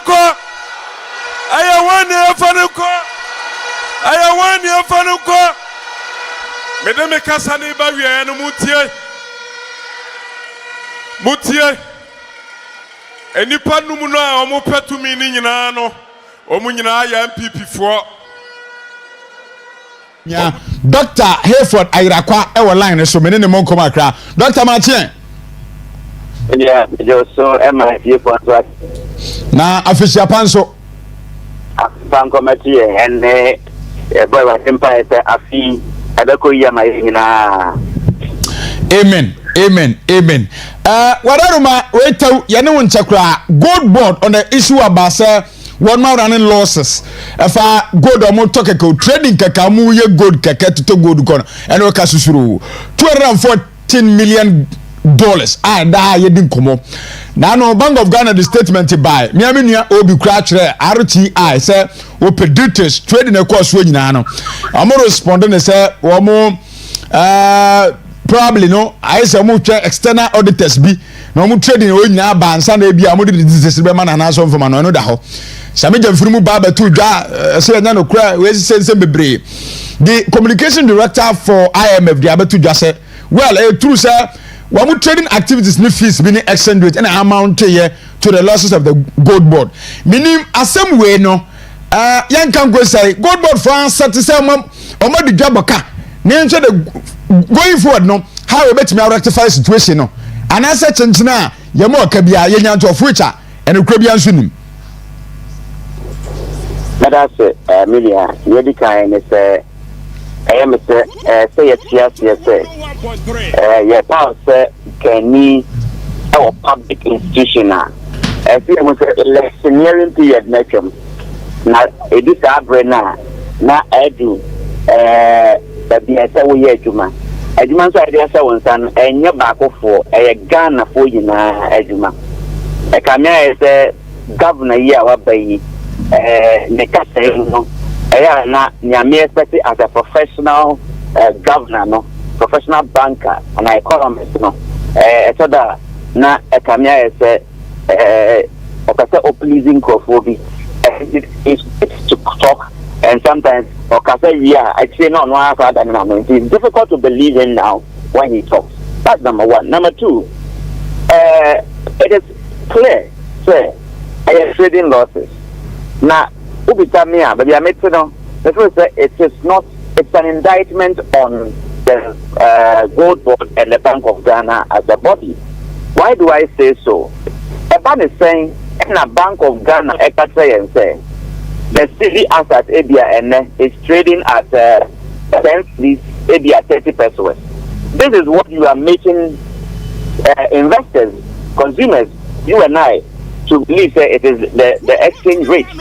Now, when gold bond, gold na, it has only say, or the higher rate no qua, yen ton gold no no. Now, wakoti a higher rate. Impliedly, no say, when you said, rate na Bank of Ghana edi tujano e was through a chain from a chain near the real market price is. So how can you be buying at 12 point something when the exchange rate according to your own central bank is about 10? So that gap of 2 cedis thereabouts, it's obviously telling you say there is something fishy going on, and it's just a matter of time and all this will come to bear. And see what the IMF is pointing out is the truth. Now, the IMF and a bear more, and I can assure you, they would design heaven and earth to say, Grivisa and Ekoso. I think certainly going forward, the Bank of Ghana must learn to be transparent and allow the forces of demand and supply to determine the exchange rate as we have been calling for. If that happens, some of these losses will not be the case anymore. I see. And you for say anyabani say as a country going from then as say ye incur losses CBO. As a country, an American say, and I say it to me, Emma, the rate now, Bank of Ghana, as the dollar rate now. Because what is the mechanism is say? So gold but ecotono aboarding real market price for the traders Bank of Ghana because Bank of Ghana are called a certain rate, they are forced to sell at a lower rate. And once you are buying at a certain price and you are selling at a lower price, obviously and the way forward is to allow Bank of Ghana to quote the correct market price for the dollar. So that we are gold but the first market price. The same price, but don't know. Then in that case, they are not there to make profit, and so there will not be any trading losses, as has been the case. Okay. Well, agents so they are better just 21 billion US dollars ora no. The Okujata black community and a lot of unnecessary pressure. And the abaneswa, Emma won't baby I won't fa. And as I speak, crown, I don't say woman retrieve one city cry out of the $21 billion are claimed by Urokujota Black was the previous administration officials. Allude to no. Going forward, no, the Omo can yan as and I see on Poko business as can any more minor. Me one person if you have followed me recently on my Facebook wall, I have been actively putting pressure on Okudeta Blakwa and the President of the Republic. Sebe, what to put Ghana for any MIA to Mute. Any pebi now what bemu for my chronoa 21 billion Many are any well. I say, you can see a best of Ghana problem. The 19 and 3 billion. Now, 21 times 7. That's a lot of money. And my position has been said, could be on my speaker. And so, and then say, Yanko, not Yanko, a young Senipano, 1925 would you so because get a 2 minute away. Where you are infringing on the rights of the people. Secondly, he who alleges must prove it. One I say, for data, what evidence? Now, yes, Nipa did don't use the Bremwa, Mujina so, and they are called prosecuting Kofono. Our press conference, and I'm saying, press conference, literally, damaging the hard images and integrity of people. Okay. Of course, you want to do public propaganda. I feel that we must open it to head that if we are serious democracy, by now Kudeto should have been fired. But unfortunately, because the leader don't benefit again, he cannot take the bull by the horn. I think that for me, all Ghanaians, including civil society, media, think tanks, we must continue to put pressure on government. Say, $21 billion now, say, okay. We want to see the money. Like, what are we going to use that money for? And we'll all be very proud of ourselves if that happens. But I say, and I'm pay Dr. Hayford Irakwa. Thank you so much. Thank you, my brother. All right. Well, yeah, development economist. Onuna meneno abonkomo. The afa IMF once mabaka. The losses are good board for a year, and after 21 billion dollars. They ukujeta black one 2 ora. Say beti meru tuvudia man. At the end of the day, akwe jumakese di atu abanu swa. Untimi mo hwasem. Na ori ofori atase ene ya pa. Se obetina akunya so. As a minister for finance, no. Pedium wanyi bida. Pedium, just wanyi bida. Uncle for say ka aban na say Ghana for be appreciate adwuma wa ye no. Just say omugune no masepa. I served Ghana selflessly without a salary or pedium. Yet Ghanaians still want to see my downfall. Arawo sampa na papa na kan. Arawo sampa e na ken ofuriata just say odi atudwa no. And you say that now President Mahama will know peace from me until he signs the anti-LGBTQ+ bill. Some judge will pay sometimes. I grow a crown on the zoo. Uti kromi ya ye dede previous administration, and I should sign it, and I could should sign it, and I sign it, one signing a mobile. I feel at the end of the day, no. Say, John Jaman Mama answer ne bill now. We didn't ask him. 7 December na cast as him we. And that, saying, another saying 19th January. Peace be na ne wo. Na nam kom ya. Ani asem da na minim bo video we ma metew na memfa ma nua no makwaba. Samia nku asem bi a wone obi egiye ewo ekosi senso na uti asem ni dia na areho yentiemra odi yentiemra. We need 2024. Maybe he would have made some appointment. I'm sure say obi and Kabamia winning 2024. Maybe he would have made some appointments that he would have regretted.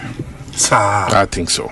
Based on some of the dynamics of this campaign, just say incophobia na maybe would have thought so. And on also no menu, on also thought. Say omo yes. Tuning didn't come out sometimes in the silence of his heart. He thinks that Nina Wunyamensem. Because he didn't expect some people to. I think so. He feels betrayed in a way by some people. So your words, I want to go with it. He feels betrayed in a way, but he's come to accept that that's politics. Because and Kanyasa maybe a Smith in straight from 2024. In 2028, I'm convinced when elected as president of the republic, he will make a great president. I'm sure, say, Obi, and Kabamia winning 2024, maybe he would have made some appointments that he would have regretted. Sir, I think so.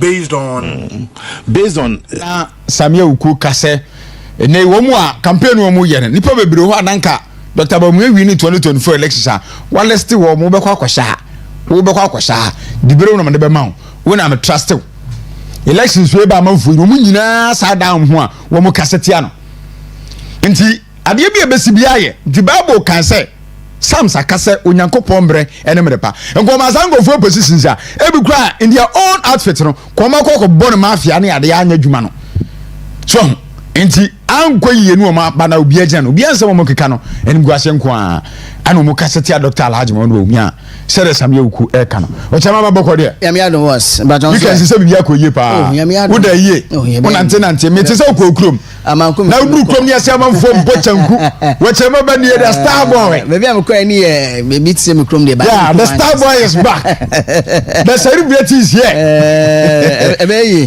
mefa yesu krom de nyezo yesu bo mo timi de ade kokko ebi sa for ma se tete aso me she dem because obi apeso be hu me so obi ba consultation say ade no line mefa abra boko de e say the obra fans ya want in the chrome bench one we have no idea baby a TV ni pe bedru no bro one consultation eno na consultation be I like say omo babu busa na to say wuni wo ana wuni hu TV no so no mama so mu is it you I want to feel you mama try say Africa what you no I go woni misem go I was that permission that I didn't say yeah fantastic me ko witness na mbeka ni ye na aso no anga say na to da we say na nyini ni o menyini visa you say information center panel you call on so about the information center na what the 5 hours 20 hours crack kasasa because who radio so and who was so information in yamela say me below your standard na we tumi atra e crazy DJ akọ information center etumi akọ radio at the TV so so am na operate information center me nya sade no we sam no benya asem wa otumi pam chesa no osu so kasa kakento voice na eja onya listeners kona nkoka hello mo hote say na say akona do be bam we center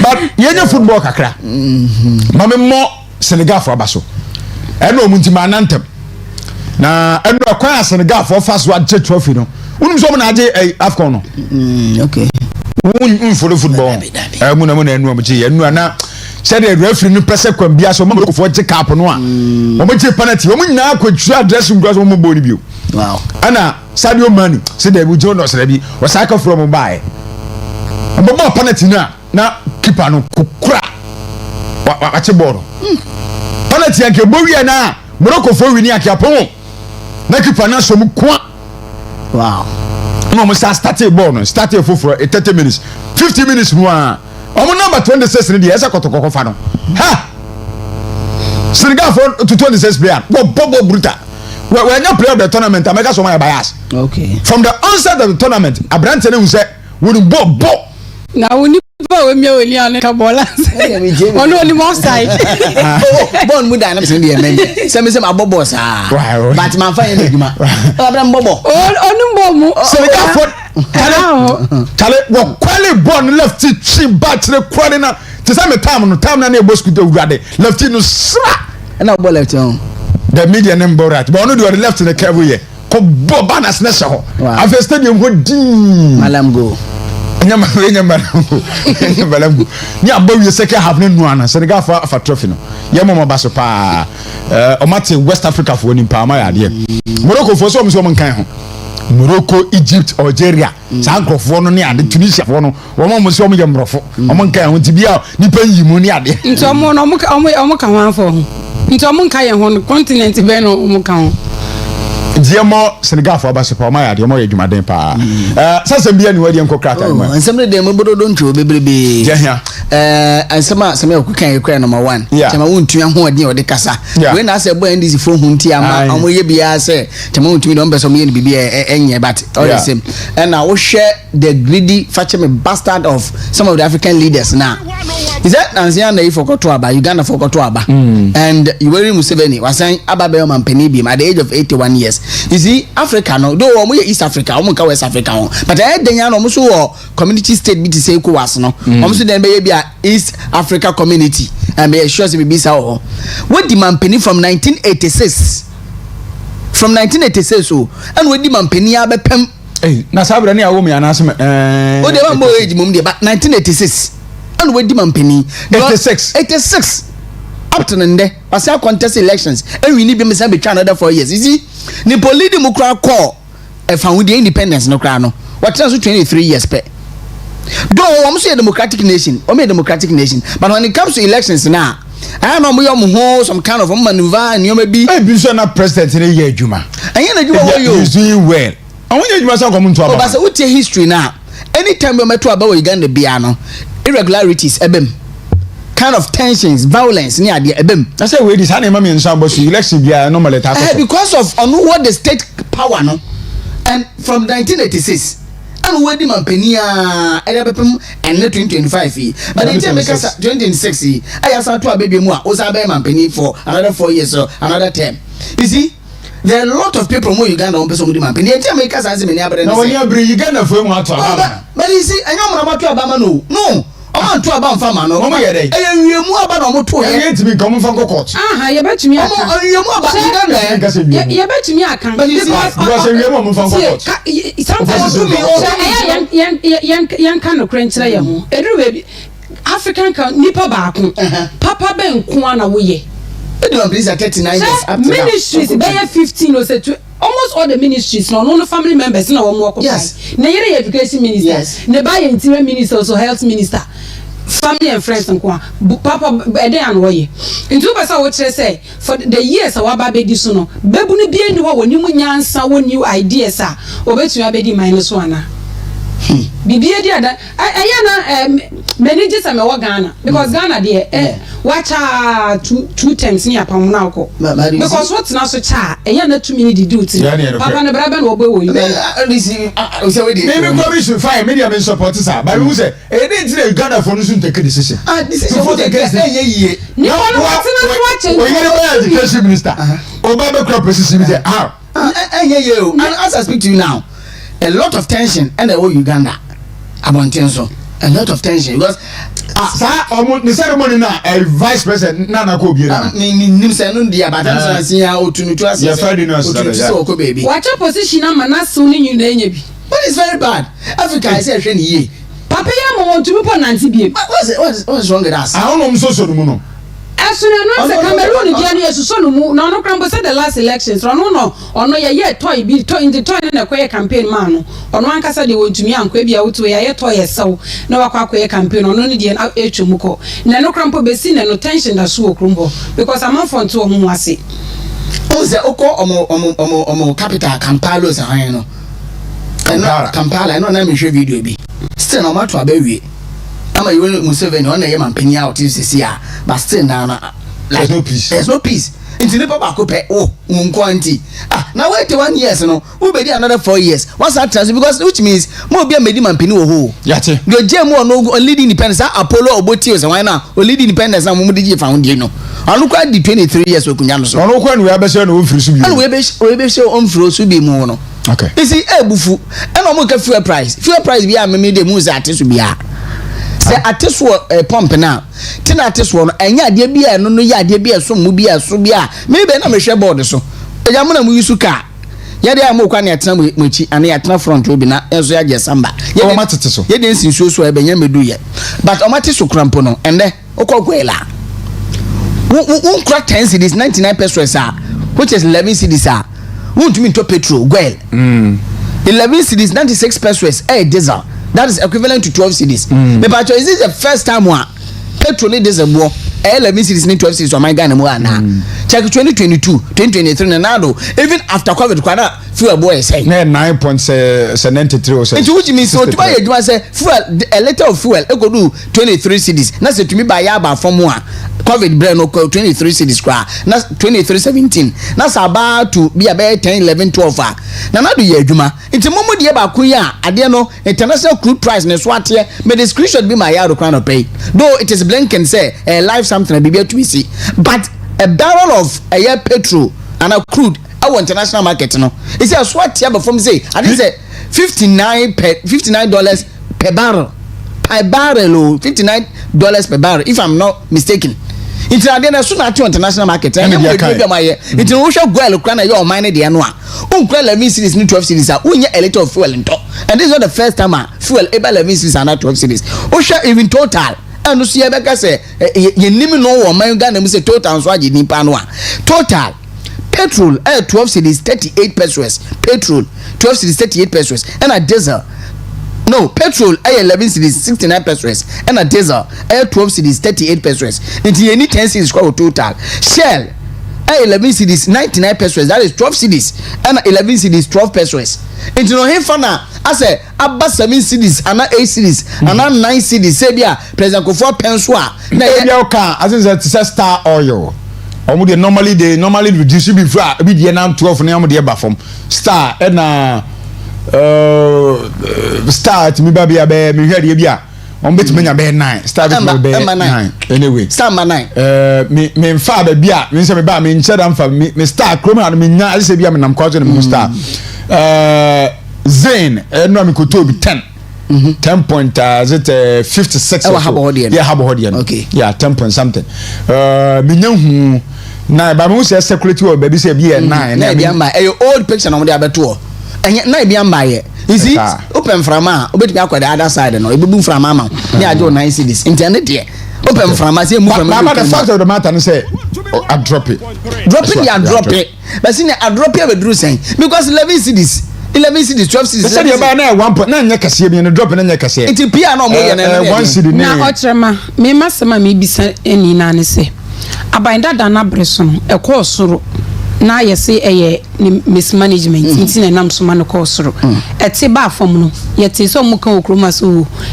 ne bo na akofam international market nti na ete ba fam nti ade nti na we die wa ba ete kofam no eno de onu take credit na enye international market na ade na kofam na so bi elu se international na mo se aba na ye bidie say e ka o achievement one na wo hu se o list achievement o mo na ama we no so o mo na ye bibia man so ate on dey binyam fa and a full price akofam you say a transport fare and also akofam when ka say transfer fare akofam oh ma say ya buru adra o ma te fare so Ghana ha well say wo list ka wo achievement and no baby na me ko no ebere bi na 20 cities but me sure some matters so crowd that answer na enura me ko akofam 20 no utu 15 but I don't know say kana me fo ye no so de ya because the passengers say fan don so sen kan kuma na o di timba chom da munya san hwemu say internally Takoradi metropolis ya no fair ni ono mo gigi ko anaje ne sa areas na sen ko no kojo kurum ne sa ntwa ba ono mo gisen ne ti sen ne hu se tulu na kojo kurum the same fair but them fo ye no em so mo na o mate so because of omo amunu me bi o mo hu no mate so baby am fo kompo ho o mate so so mate so baby like intra no intracity no ya hu from Takoradi to Takwa mo gisen na 40 cities but I don't know now nyamoje but me krom ben so kojo kum to ben so 40 sa amonte so and maybe say 40 sa okay any friend kind of friend amoku ano no sa in my jet no 40 and trotro open once go so manu ya once go trotro unye ndu ye but about 30 cities and 35 cities trotro no na me say you know wo no nyaza na full price wo matete so a enya ha na ye wa ye wo say national security for ye boa driver for say wo matoto Kumasi kuma enya nkran po bi wo ho and wo ko adwuma wo hu hours how best spend wo kwan wan se na wonya car na wo koduru na ade sa na wo enu so krampo ye anoda wahala nti adwuma na wo koye no ebre no kra ya na wo nwe hu se car ne bre na wo be bre no nti se ya tete ade timi sama yi sa kasa kase ye lodi yi banchene mokoni ade yi ene na edu stage bi a amanfofu says your mako fa ayolo be 10 or so yes ayolo 10 from Kumasi I'm say abanda dan na ko na seven purpose bi a samoda say and seven na Kumasi na say amanfo bu pi so munya kai o say you yi sa ayolo is it 10 or less omo de ko Accra na akwatwe nkrofo say na John Dimelo start to teach nkrofo first ni ade say on students normal second MP on no ebi but me the video bi asende mo hwese betimi de atoso on the same affair no asem no ano ma sende mo video bi ba bia nipa afoka ene hyen a nipa ekofro ade akọ adwuma tracks bi fa banche ne body ne nua no aha ne dru anwumra amanfofo de ko ne e pan la pass abeka la pass 5 cents yen kan no krenchre ye ho say wo ye Ghana ni fuel prices no e ba fam nti se wonte o lorry fare no so na bebia gina na be gina krampo na de nti na wo say wo sanso tutum ya na ho na menti ase ye nyina ye mo ye ho me everyday bia me ka say aban no ye nyina ye ka aban no ho bi asa kwantuo no ya pa mpanifo wo mbedi enim nti mpanifo ni di enim ama yakọ wo so na wo di echi na wo say wo ye wa fam die e de boa ye ko international market na se fu obo aba fam na ebi akan ye ya ade nti na wo say wo die wo se dada na wo holo wontum aban chichiro ye nko enim ade nti na wo say wo sanso so no bo chinchinachi but I say you know say you free on kwa so you determine the price of lorry fares and I say lorry fares na say minister na no service lip service ono na wo de nam obi alo so chama wo na wo ye wedwuma bibi nko yie na ye ba wo nchen ye say wotumi pemu ka ono kwa kwese goro boys won ye intermediary na so obi kwa aboso kan na ko company ade ekoto part bi a onko director wodi kosi obi say ye kona kwa kembi mame no safo no mo de to so but ono so enye no factor wodi be gya so akase nu ntiama spare part boy den sabe ni pan spare part na 2 cedis a no no do weni ntum fa be 5 cedis fa to so en ka just ekoto 7 cedis wabla oni mi spare part na 2 cedis at least ade de be ka 50 pesos absorber last year 2024 Mikotobi na 600 Saturday no Mikotobi 8 million we shock se buon 8 million 600 8 million me receipt rikura no okay em say na say dollar 8 million we are sure oh na me ni atro me so me Christian me na say dollar ba for mu 8 million baby am kwaya kan ko mu mutim 8 million me ne man no say there be sa 8 million am say am to be 6 million 8 million o de je me absorber no Camry spider me bo bi nkasa me bo obi akoto bi on friend ndi adanse 8 million ana man no mo say for no say wan akuku be ho ana o de je me mo say o matete so a na no mo ko minister no ko abaso ka say I am the minister ndi mo ntete so ni ade amba papa ba mo ma kromi so matete ne ma so okuku be ha I am the minister. You are the minister. I want to ejeti. Do bia me last year. Who do bia me ya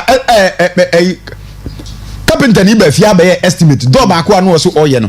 Na etwam be almost be 1,008. Hey. Me ko ye bia na anu estimate almost 2,000. Do be. Who dia who do ye bia. Okay. Inti dia no bo no me se ne bo aba fam still ane bo no soro. Inti niam bo ma fam say man for sika no and cement bag yes say me be say bia che but this is senior and let's cement so inti kokompe wono wo mo ntaniam so a mo say chama magazine na ayi wan aboso kan na ha de lala say the sustainability of the dollar no and then dey kan wan say mo se nipa no onya no was go adwaso nko ka say onya dollar no 11 cedis ana ayi abochi fund obenye be 12 ana 1150 but Bank of Ghana don dey we na beto ono an say ko be ka ya ru de mpacho bo video ni man ya jo be ka say be etim naka ba bi nipa da sani fo sende ko akufo da braso minim de se bi siri am kan me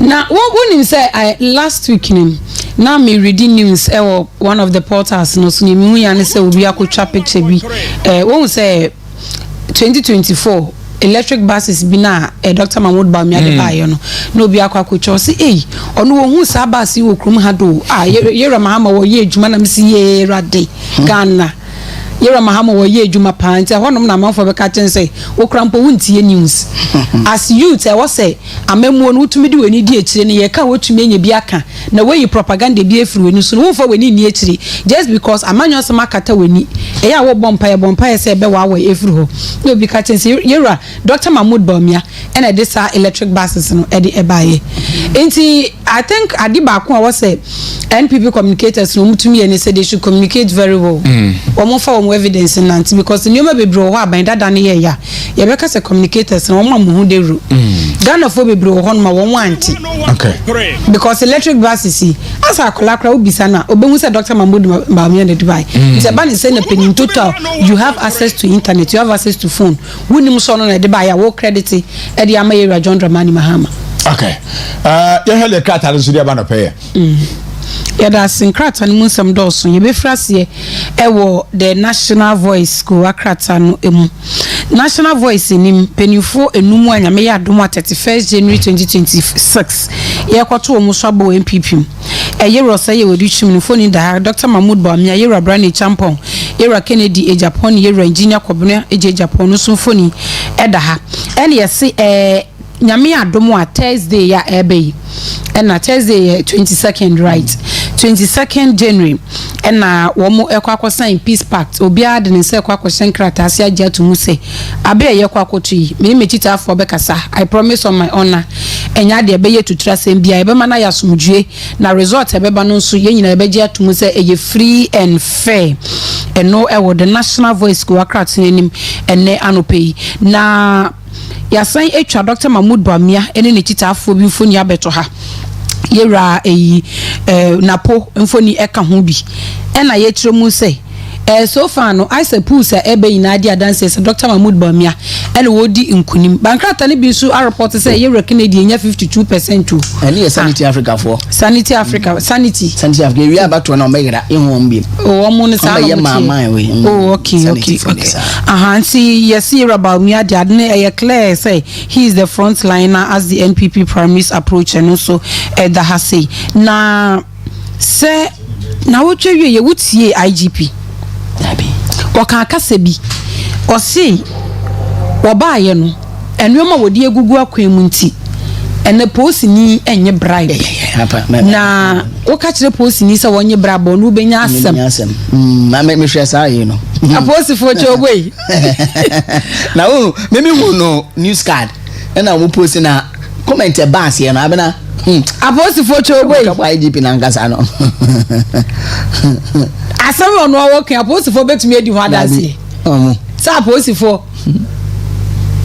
yera IGP eno akra bia me na mi anje ye aba no oye bibia to asa ono so ye PR kakrama ndisi abanti bibia ma ye ya omo so no be ye ya no wodi afem oye PR kakra na even crampo no say ye no kresa ne wo kanu a ebre ben abosifo no ye wo omo free yefunuma no omo je omo ade dado na omo je omo ade dado ntinya ben bia bre so na abosifo fiti ase bribe ozi ase na ase abosifo be je bribe je amo amo nim se na ye so abosifo so mo mo bre so no be je bribe je ombe koso age obi na kan yesi de bia na omo hye yi atade ntinsa e na omo age no na nasamba ko bi nie yesi osempekafo bi evangelist bi and we petition President John Dramani Mahama over IGP ni nyome bi a wo ye yesi police no aposifo wo mo abusing crofo sanso and you IGP e ba ne sense asesem a wo interfere odo no ko hyehyem ka wo efa ho ben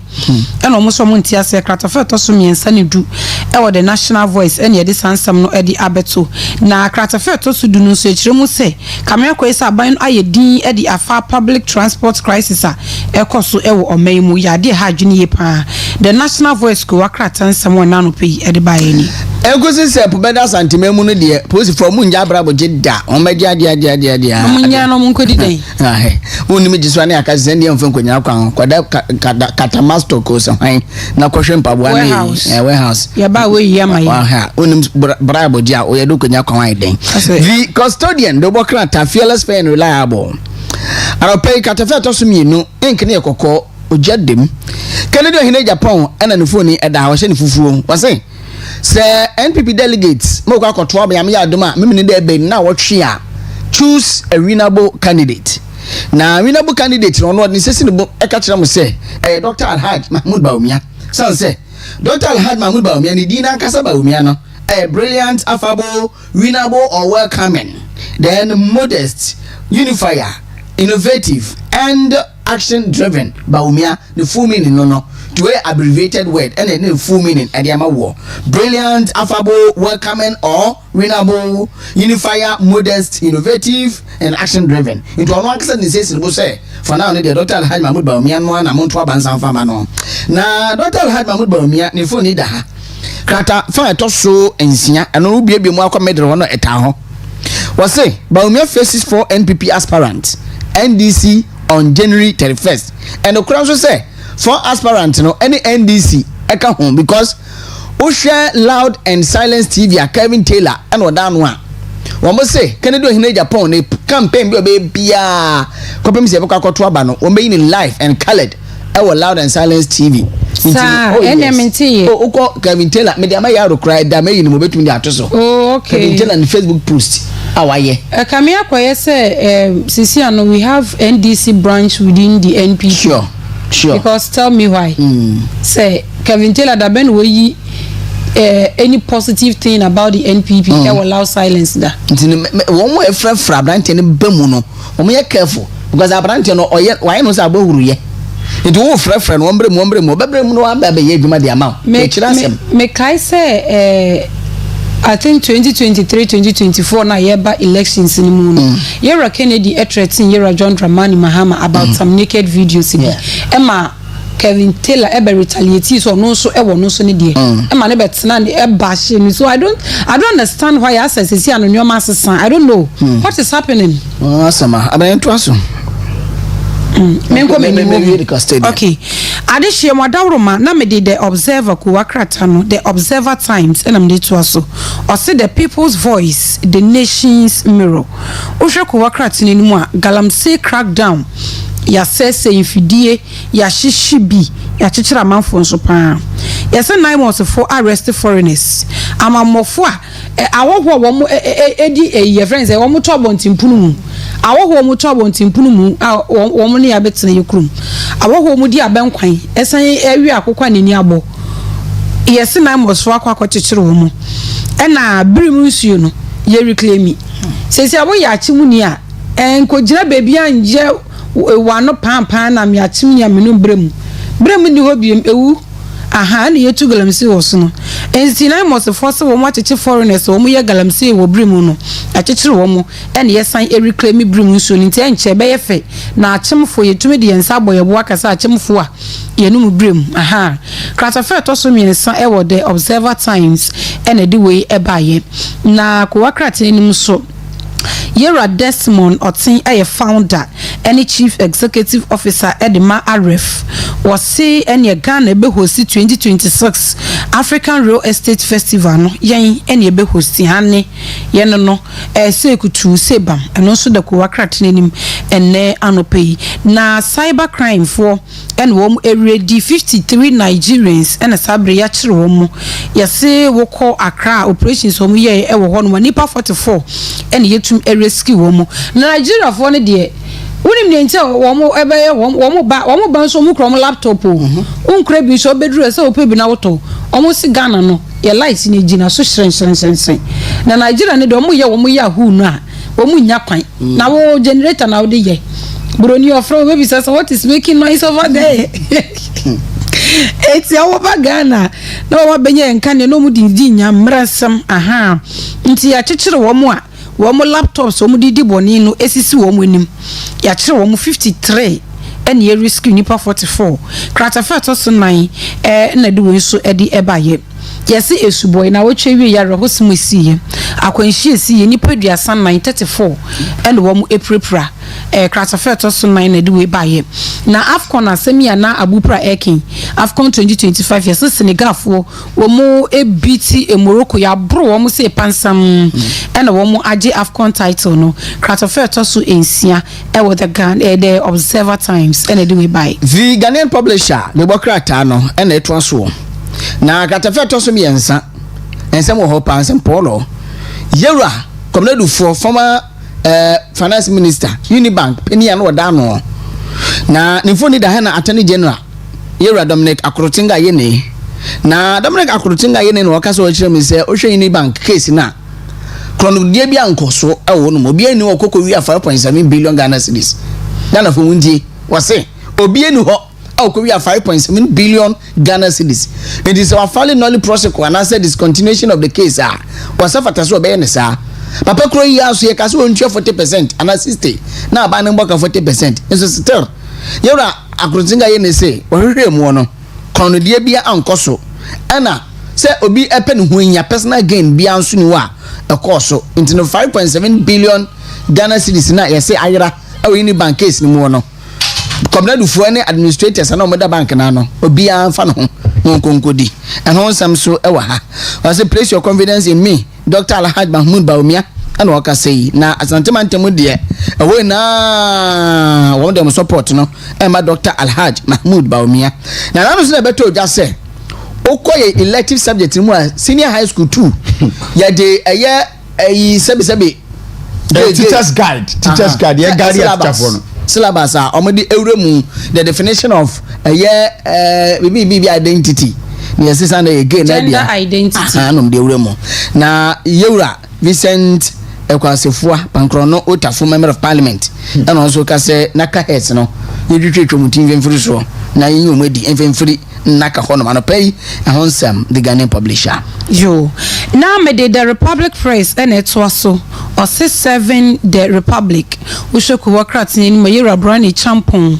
and na NPP amanyoku no maybe a one crankopo mantemo and wo mo etanechi yes we shaking crying in yagrokra and wo insist say Dr. Mahmoud Baumia any Raken ohin prekwe Japan wo mo ase mentimi wan say ase kratwin bi no say it could sink NPP on say ya the Oyenipa Edbebre NPP amanyoku nti omo ntwa banfa mo no Brani Champon a ono edi asumdwe ni nkabom beba party ni mu no na wontum bedi party ni mu Republic Press nso diaba na emma kukudrufu wo MPP amanyoku and wo mo ede Yewra Kennedy Japan say ne threat no wo mo ombebo no amana bem o se wo ye den ubedi ntwo wudi ntwo nso a wo threat ne shoulder so afi de onyanka shoulder the other one no na D-Day no D-Day na election ne koso na waka so ba ma fo shoulder no emma no so ede no say ne threat na na message MPP and metinim na or say they are daring him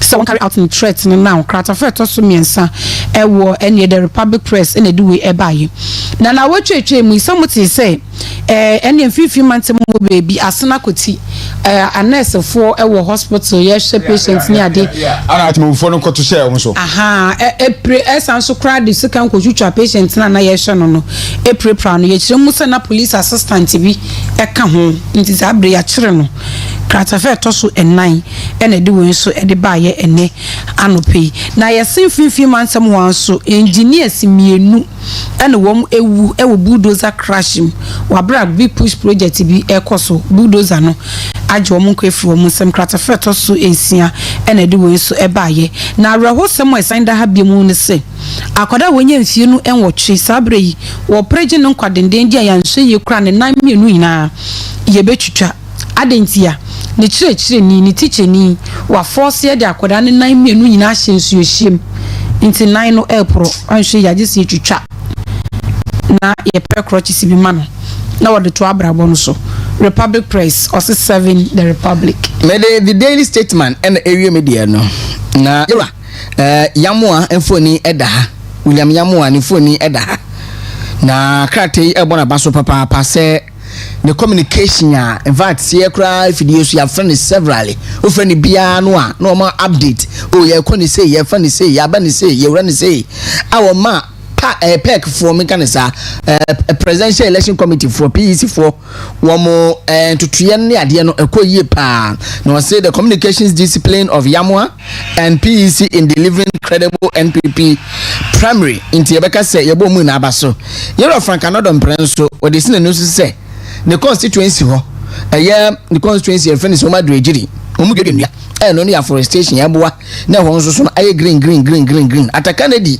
founding member Emma NPP na ochirem se kokobo no de ma his excellency John Dramani Mahama say selective justice na wo ye no wo careful wo ye na sabi impreduasa oyo fonsa na wa ha de na mo nsa no esepa aha na ochine bi won so Ghanaians will bite at you inti ano so ehon sam eda ha na yewra brana champon wa ebebu no onya botrema na ho na enfie dodo no wonenim na ko mu nje mu efema dotal han mamu ba omia katafa to so mienu o chem say Brian's grassroots drive revives NPP spirit on one ehie ye de enim na obo by sosekofo wa de biribias ne nusu a e foundation bia ndey long stored JHSB a wo kronia friend say ya okay o say ya okay ho no ozinde wo de atoa so wo ye no wesi school da no e ma na efa no penso no krata we e bo ho amane the daily statement ena me just me de nesie me the metro lens ebe so or say relevance are pride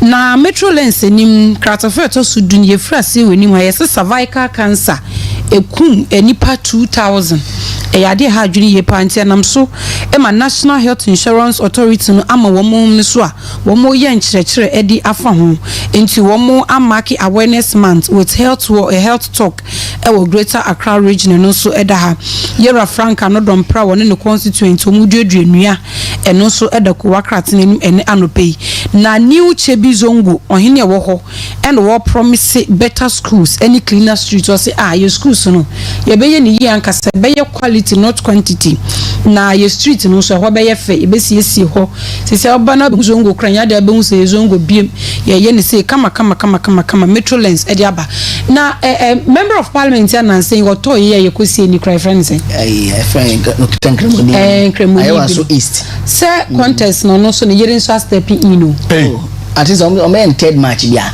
e by election match mo wontie ne yere stepping in no so e be ye bi na wo hwe ne banners ni ade o mo de ba ye o mo say as a emotion will be but yembisa ye ho say is it becoming a tradition say we could a member of parliament na wota e wo say ye to aba no ma ye de PTB ye hu mobo na ye to mo ana sa na ye de ya memoni eye yembisa ye ho nsem bi se nipa no obetumi aya ana obetumi aye obetumi just because ni kuna tonti it's becoming too many okay yati mawie okay mama na mase na mene Emmanuel Kwabna Tokonu emeto aso emfri ha put forward the most prepared candidate for the 2028 election and the most prepared person to be president in 2029 Choboy.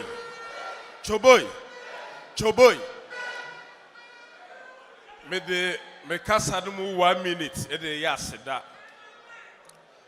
Me din ka da me regional executive sinyina se. So ana me da me constituency chairman for and the constituency executive sinyina so ase. Na mababa da coordinators. Any polling station, any council of elders, any patron for nyina se. Na we di ayabos body my boy Dr. Ayu a free year my boy abaso e kwansronko so why ade say campaign wa hwema chiama me ye papa woni wankasa wunua calling team ene me ankasa special assistant Eddie ene aboafo omuka ho nyina all the team onyankopon na me de da mu nyina mase my second vice I love you onyankopon hira mu nyina de to so bio ene se aba ye kwakoto no 31st no enye obi a waboa eso aba ane ye kwakoto ye kwakoto aba for our future Baba, the late Daddy Lumba Charles Kojofoso many abema mache Eni abu. Na hono mo ye de. Nyamena do mu. Ye senators ko do fosu wo yonko pa no. Body pa. Obi a me penendwuma. Obi a penendwuma. Obi o Ghana ha on pelum banyom. O man nsase na me he. O kati across obi a ani nyuma obedi there 1 or 2 tracks we are. You will love it.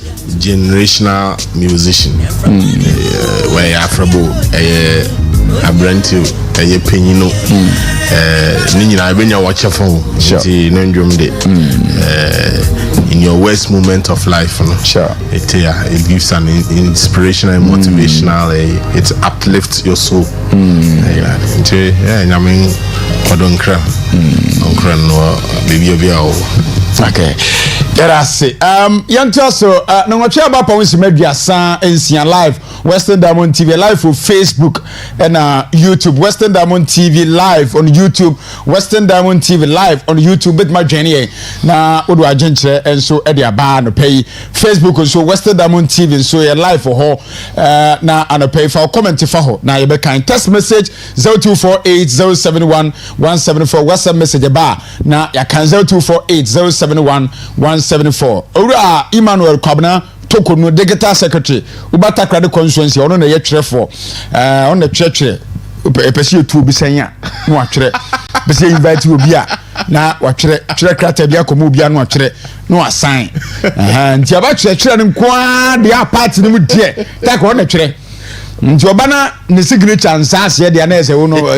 ye asem yato nti ono na anapɛ ye no ha ye bonkomo ewo ifia ha negata they say aka 12 days na MPP4 ekoto aba is there any some say various aspirants will be a campaigning mfu say beka day I think say enu be 29th there no be any campaign we 30th we campaign nyeye nti 31st na elections no etime constitution no be a prepare na chi obi any campaign adia eno da ho na nyame yadmo ya wada 22nd so peace party no ebekoso all the aspirants in abishia Accra no bia kasa no bia twere no bia sign ni gitumu a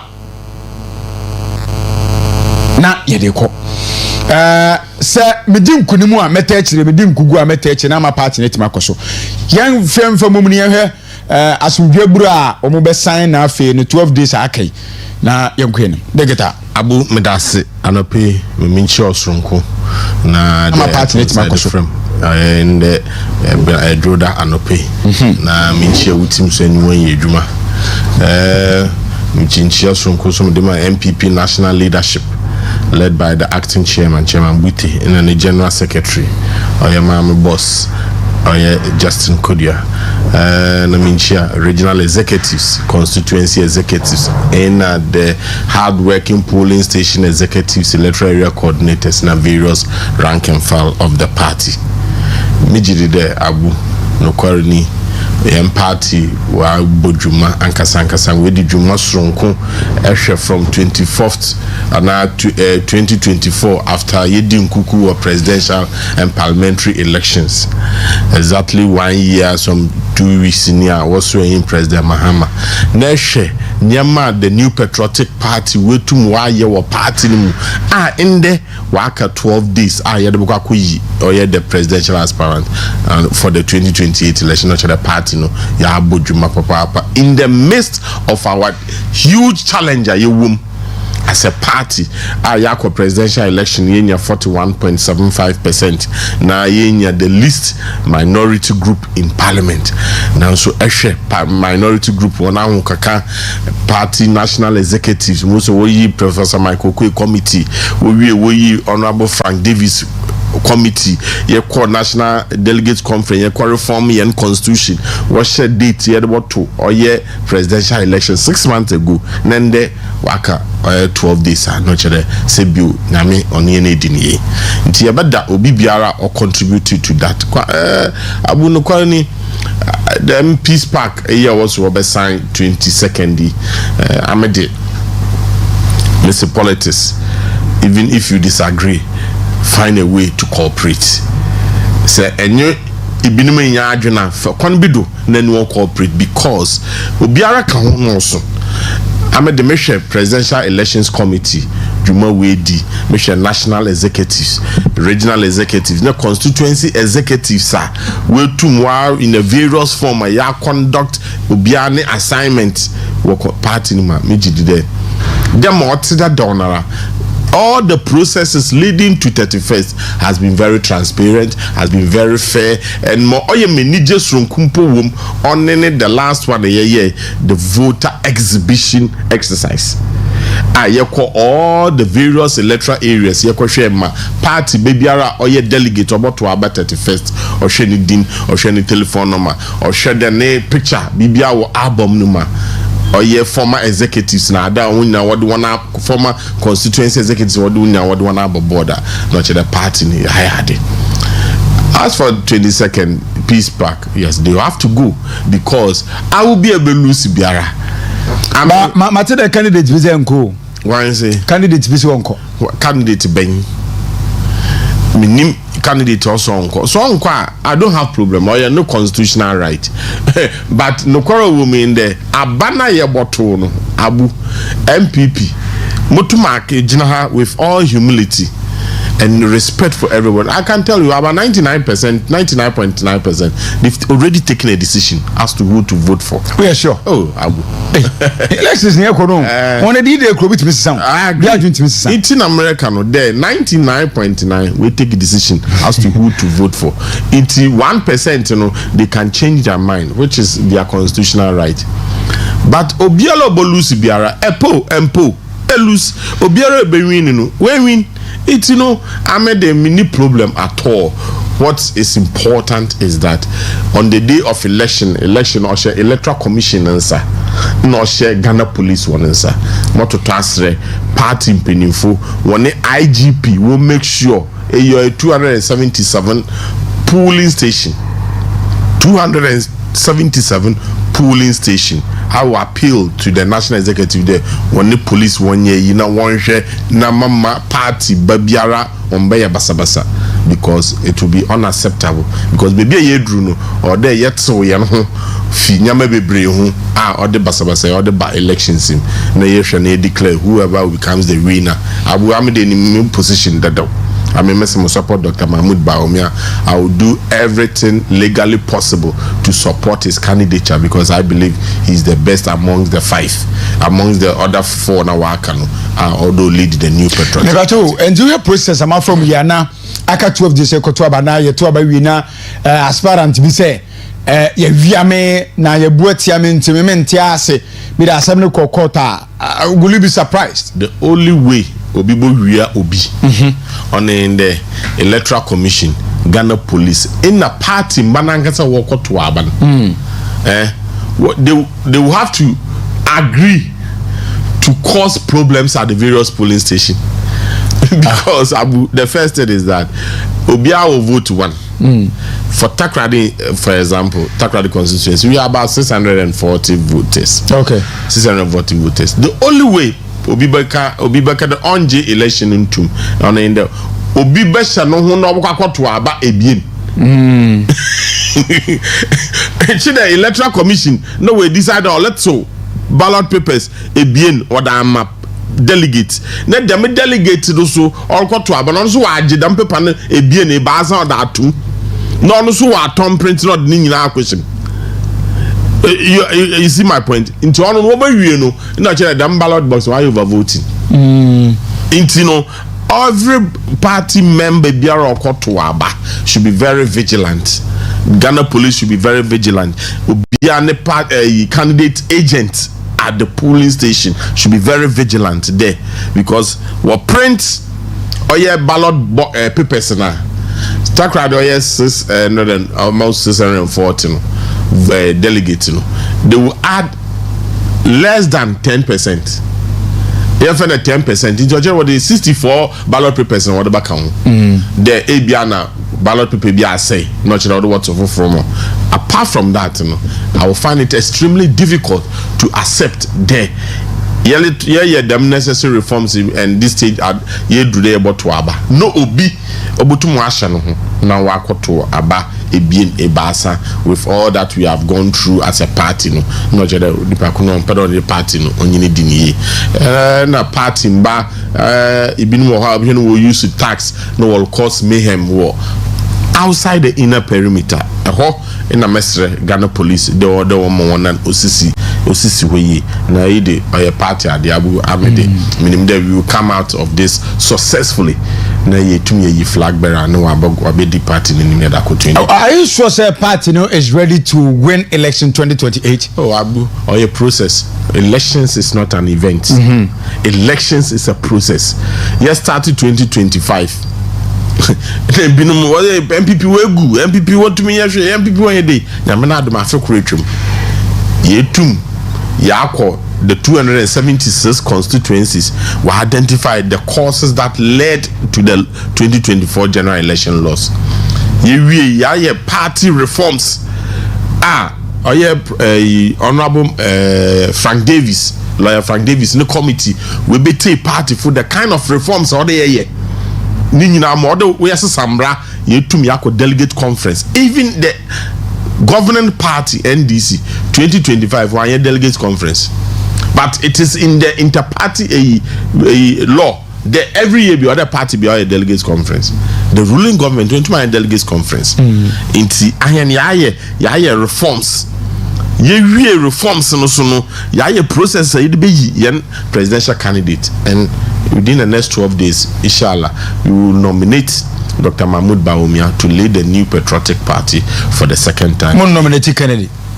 Mon nominate Kennedy. I mean support the candidature, but if majority of the MPP people support Kennedy Japan what to Abamana I will campaign, because it is my secret responsibility to campaign for any candidate. Now all the push nature there on the baby now. Pulse Kennedy, yeah. Oh, I'm so me who pulse baby out there, Dr. Mahmoud Bawumia, So I mean, personally, I'm not a fanciful person of electoral pulse. I mean, I'm not fancy. Me, I read it. No matter say, no me who identify. Maybe I'm if you or your problem, then I tackle it. But on your bokodo, Dr. Mahmoud Bawumia team in the Western region. Well, this trying time, who for some here that way radical like Kennedy Japan. Kennedy Japan radical. Oh, that's now Obi now catches will be a radical who's a radical. Because I can't them news say Kennedy radical. Is that now to Shiaka? Or say sorry Tiwa Eastern Piono Akasu Muhi Obi or Abna Dimetran can't jump so say Kennedy. I want no work. No, I did that. You say Kennedy radical. Oh no, be a son, no, one word that kind of okay. This time, don't lose some here will be facing the NDC at this trying time. Medasi, Menjidi the MPP, President Kufuor facing NDC. He was not a radical. Akufuor. That's a first time not to do any. The man what the Ghanaian people, the Ghanaian majority of Ghanaians. One per president obey KKKK. Abu, Maman Casa Menchro. Judge time now, Okrumia. Rollins time now, Okrumia. No more hapa. 1992 Okrumia. No more hapa. 1996 now. Rollins was a radical leader. Yeah. Oh, he command the waves, he command Ghanaians. Now, Mama, for you to do they do something before he die. Then Kasa Ghana for here radical leader. We need a radical leader. Oh, you know. Rollins as a military officer, no handle AFRC, we handle PNDC. Now for almost 11 years. At the end of the day, what happened? What happened? We are innocent people. What you Ghana for Nisika, Magana for Bobra. That is the other part of ruling. That is the other part. But generally, at the end of the day, your bad constitutional Inka JJ time in 1992 to 2000 in Kedi Agura who studio what the national security what the Janan no the Bebia. What we ask no was Shambra de Ghana Japadia Kwame Nkrumah to or a champ on time Ghana Japadia now when you're including Atlantic Hotel what ton one Obi are the good side and the bad side. Why are you at the place? Oh, be a bad side now. Because the bad side overweighs the good ones. Because bad side no overweight. We don't need a radical. In America, CCR Wallerbrand. Because when I dream one day, we hear President Okase the office of the president challenges or the decision to be made and thinking outside the box outweighs a leader. No. In the present time, you hear such a leader. And say obia oye courageous. Onye obia courageous obia ni de obia oye gidigidi. That is why we need somebody in the world economic order ye wom sisiana. We need somebody who can think outside the box, looking at the global socio-economic world. Most mortal in a to take decision because she will be to the president Mahama. Onya samuna waba in Kende 75 countries in the world. America for what ban one there one immigrants from those countries, and that one of the countries is Ghana. A country, this is a Ghana ye was Sierra. So we here and now kunu America. No process document mo there. Kwaji visa na brana yent na America na mo bra. Ghana ha won process mo. One joke. America fu wa ban Ghana. There Ghana ni or ha no see company bi wa America. Wo pedo wo fo na bet na America na ye adwuma won fam mo. Why? Because Abana watu Abaman 2024 no. Otina hono new the world foreign policy. Afiti Kwame Nkrumah aban odibesi Akufo-Addo na aban. Ya non-aligned. Non-aligned chirede. Sa asemi bi America na any other country. Wale ye one foreign policy bi against another country. Ayana ye support. Ayana so ye against. But the president, America president could take a decision or Ecuador, Ecuador, Venezuela.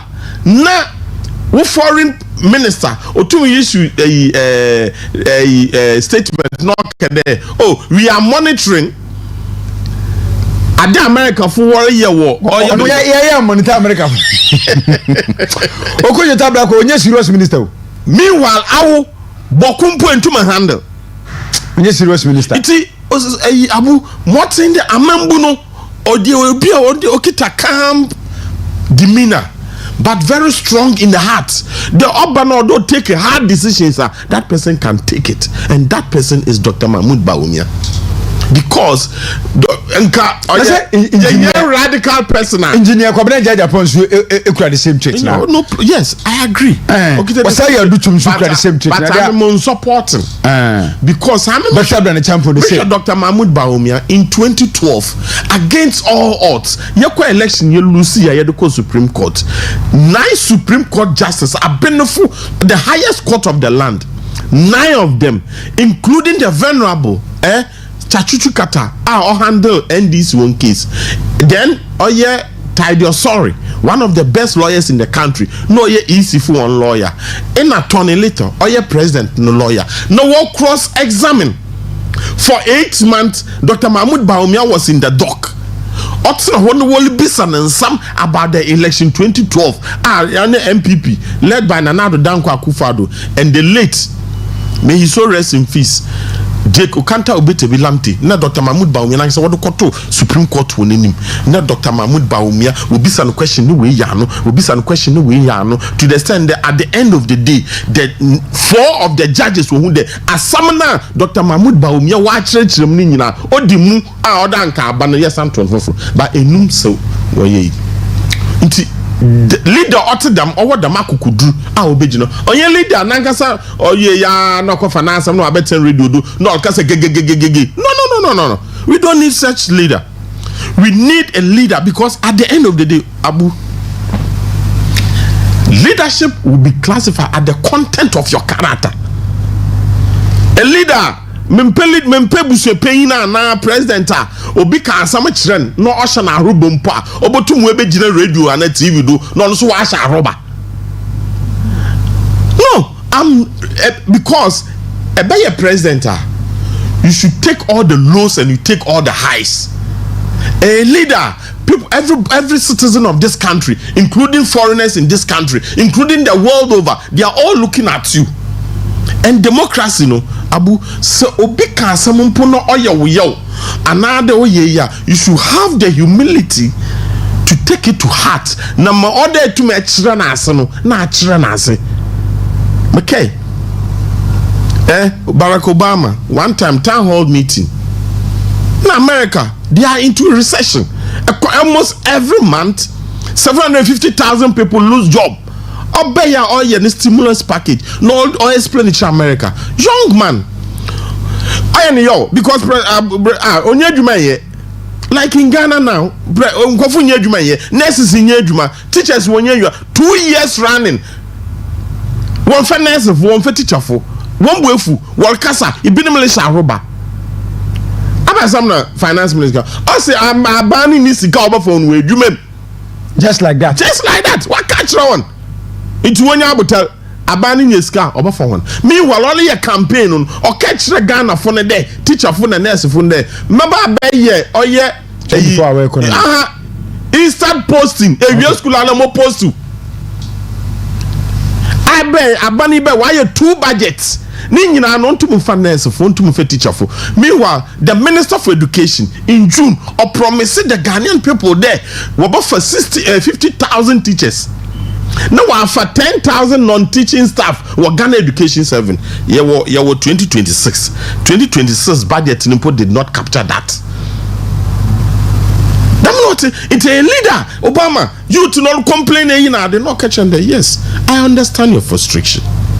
But I cannot break the American law so that you will get employed. I have to do everything according to the laws of the country because some brother, I will create catch them there. President Wabo Boom brother, you moko court, me da go jail. But you order to me nyankumbrase echrechrem na nipa ko not nwanse. That is the leader who is courageous. That is the leader who is radical because Obiana Nefield and Dr. Mahmoud Bawumia has over the past 20 years has exhibited that courageous leadership, that effective leadership, that innovative leadership. Since Ghana, motuma culture. Adekra abani ojinado other run economy no. Oh yeah, the gold purchase program. Domestic gold purchase program. When another the idea ne be Dr. Mahmoud Bawumia. Me for say Dr. say yes program ne pa koma we ke be bre papa. Kajon demand mama ba ko be I'm telling the truth. That is the truth. Because gaskano okofa na efa. Okofa no. Sikana ngodi cushion the what do you call it? Your economy okofa na efa. And no, the man did not lay here no so no. The sad aspect is that gold in a water no. They are not saving it too. What on? It's why the ton. And as a result of that, it's affecting our environment. In the manure kasi, kona kwashe oye a banking sector development report. In some all about minimum day able draw, you draw me you mark and natural. I made the Dr. Mahmoud Bawumia, he has shown an exemplary leadership. Okay. In the midst of turbulent moment, he's always calm. Ni demeanor. But ni innovative ideas in the Abu, it is there for everybody. To be frank, the average New Patriotic Party member or the average New Patriotic Party delegate who is going to vote on 31st knows very well the best candidate to lead this country or to lead the New Patriotic Party for the 2028 election is Dr. Mahmoud Bawumia. And I'm immediately there. I am prepared. But were you happy so who Bernard was Yaku stage so? Brother, do justice so joining the train. I'm Maka, Mr. the New Patriotic Party. Sami constituency secretary. Semutum voluntarily make them support Dr. Mahmoud Bawumia. Bernard Inchibuisha Asante Regional Chairman to me. Also, one constitutional right to support any candidate, and I was happy for him because me share the legal battle all come. Na I mean one. But no, for say as cross examination who. do the whole week near Maninko.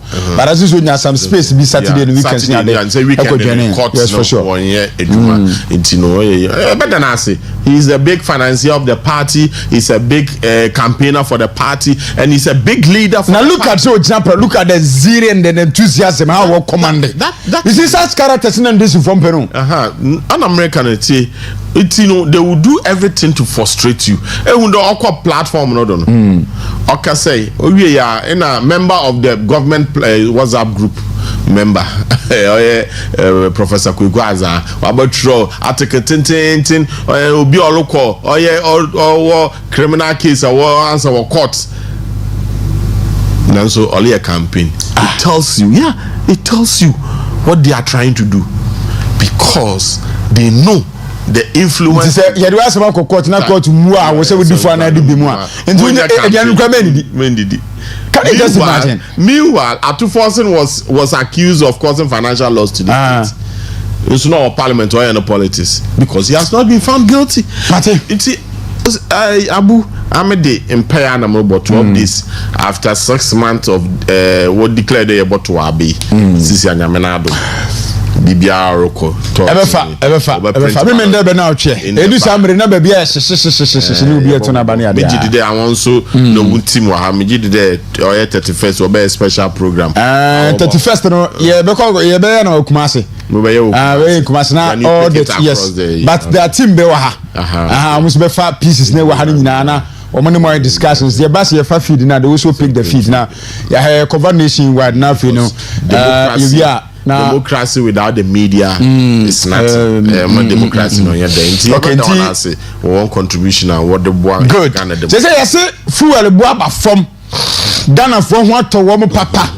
I say petrol for about we are dear about we answer papa my petrol ni diesel ne boy ba from a driver for car omu check to bi inflation ni mu nyina drop it amemoni koye kan na bo mama ne ebre bisa me that's Abu make the America oye President Mahama ne 1 year our fuel prices so kufum na yehu the dollar to the cedi we drop from 14.4% 14.4 cedis to 10.9 at the bank Bank of Ghana rate eyini nyina Abu no koroni obiara obekede dollar now the non-conform no equation. Obiara Bakade, according to the Ghana Statistical Service, inflation only reduced from 23%.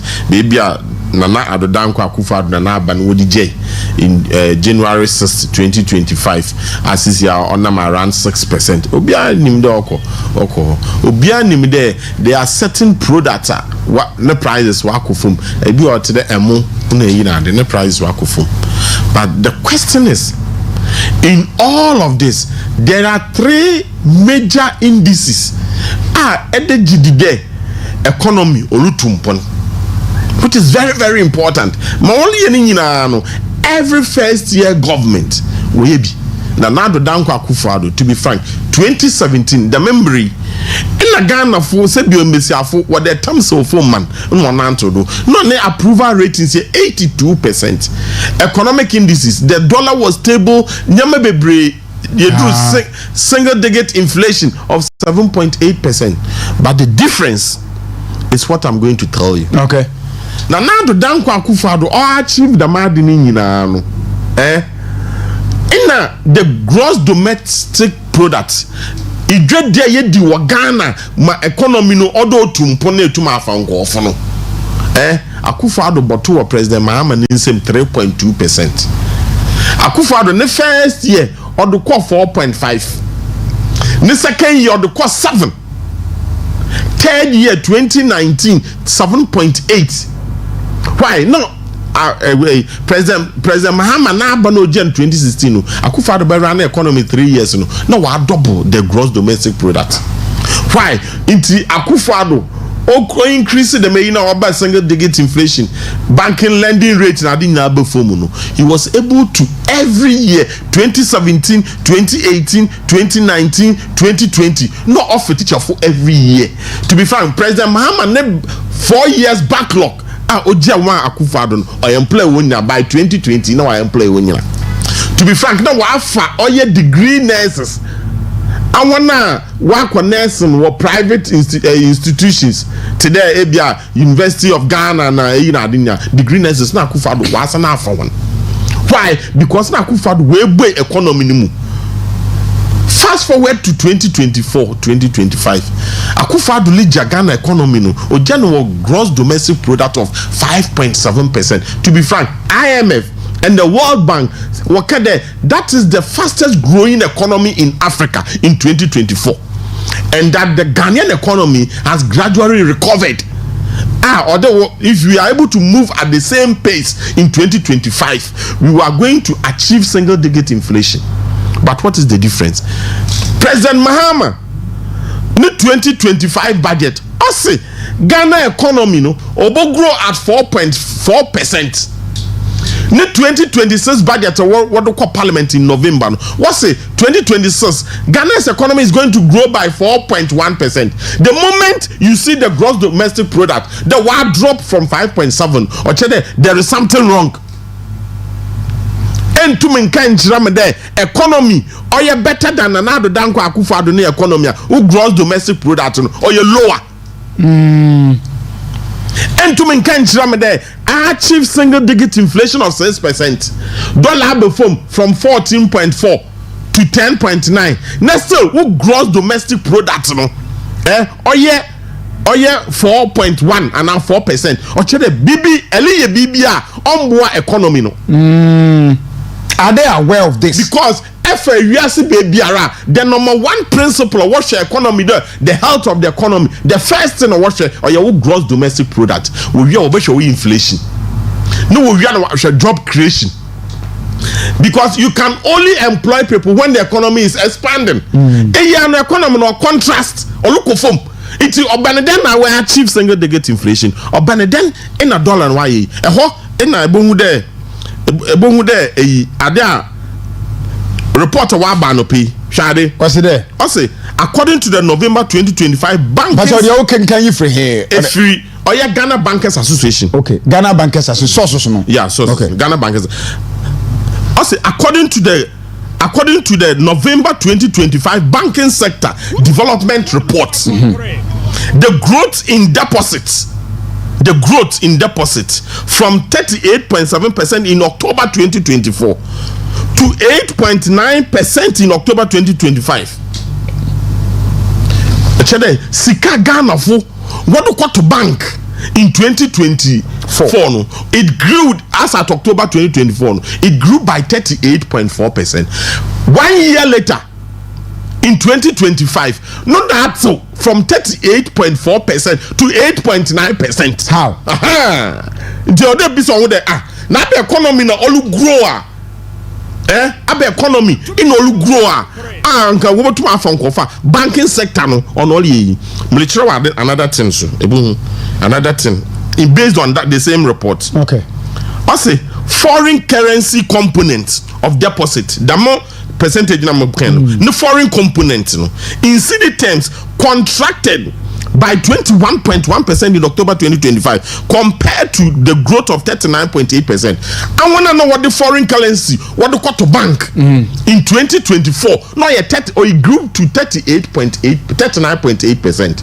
But in 2025, no, we're not that so. From 39 to 21. Tell me, it tells you two things. One, and the Bank of Ghana.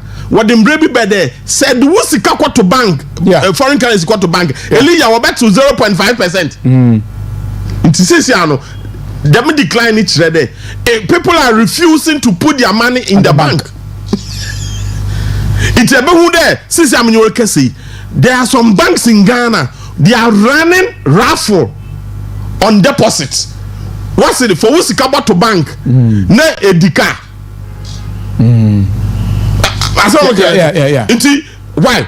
On the ordinary, every businessman, Obiolo Yejuma, operating this the bank. Abedinti no other bank where you raffle. And sana, why encouraging go to bank? It tells you people are not the interest in the economy no higher or drop. Interest rates in about from the banks. Why? Another thing that you can attribute it to. the artificial reduction in the forex. Abana nkasa through the Bank of Ghana initially wo twa akohwi and IMF be yi wonu tu. Obaka asem it no, the governor of the Bank of Ghana is intervening. What is intervention? We then at the end of 2025, no, what the $10.8 billion, no, what they cushion or your Ghana city no. No way to more drop. Why? This government believes in stabilization and reduction of the cedi component to the dollar. But Abu Adukra or you dangerous on in there. Hey, the madina, you are killing the export sector.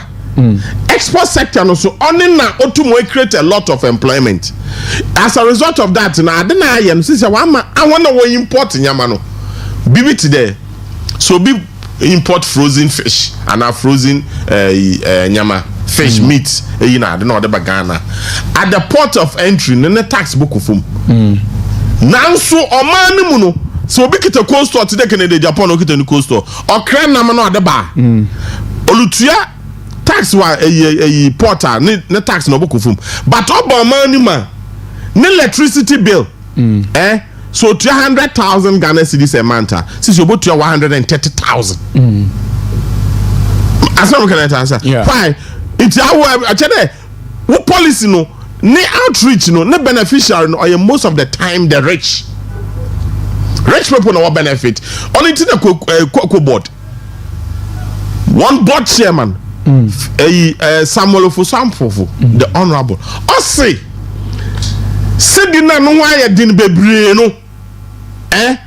All the cocoa board were no operations. Because this year, cocoa board, they are for the past 6 weeks. One to your cocoa farmers work for one cocoa when crasano. The farmers will lose a common one. Since middle of the last week of November up to today, cocoa board won't to one suppliers a cow. Won't to or your cocoa farmers one cow. Why? Because cocoa board cocoa no what turning in dollars. Yeah. Sikana aba ma our Bank of Ghana. But cocoa board what cost $100 now. So we get 500 million. No, the what you want suppliers $500 million. No, the what you want suppliers a cow and the cocoa farmers a cow. Or the what send the Mississippi into cities. Abu imagine the aban wako cow. And now Afghanistan got $10 billion in a year. Into a month is about 800 million. No one does cushion cities, no. But cocoa board what costs $1 in this year. So we lose one cedi per dollar. They've lost 500 million Ghana cedis. The cocoa board they are reluctant to change the dollars into cedis and pay their suppliers any for the first time in so many years. Cocoa board went to a Christmas bonus one farm on workers. Yeah. It's about go to social media. Cocoa farmers are crying. Cocoa farmers will lose. It tells you one thing: economy, it is not well balanced. Okay. Ghana economy, adore there balance because the real sectors, that is the manufacturing industry, tourism, tourism. In one sector, or your key, or your foreigners are where your money transfer or the Ghana remittances, and in that remittances according to the Bank of Ghana has reduced by 40%. I see. Yeah. It's the kind of medium because Ghana for no feel now but na bani only. Into a what you look for is balance. To them mananado down Kwakufa Dr. Mahmoud Bawumia na ban 1 year from 2017 to February 2022. About $2 rate of 4.2%. I want one kind of word by excessive intervention. We intervening now, so no excessive. It will to run economy no for almost 62 months. CD or drop of 2 cities. That is what the government. But Abano, they are obsessed with Dr. Mahmoud Bawumia. When I dream one day, the more we intervene, the dollar up at 10 cities. When I dream on the other, Ato Forsen as better is a better manager of the economy. Why? GRE, one tax revenue, what drop? What taxes in Kenya through remittances? What drop by 40%? tell me Abu Abano be then when you scan for workers. Abedi the economy ni better than Nana Danko Akufo-Addo no there. Nurse for want to enjoy one call for 11 months. Abedi the economy no better than Nana no there. Want to muntie teacher for one we adwumem. Since 2024 want to enjoy one call. Okay, it tells you there is something wrong. Right. And I believe the economic sterilization the excessive intervention on what they should stop and allow the supply and demand to determine the strength of the city. It is something you can say economists in the what's it? The city is overvalued. The city is overvalued. Abanankasa need 2025 budget across board. When release even 57%, Sika will release 55%.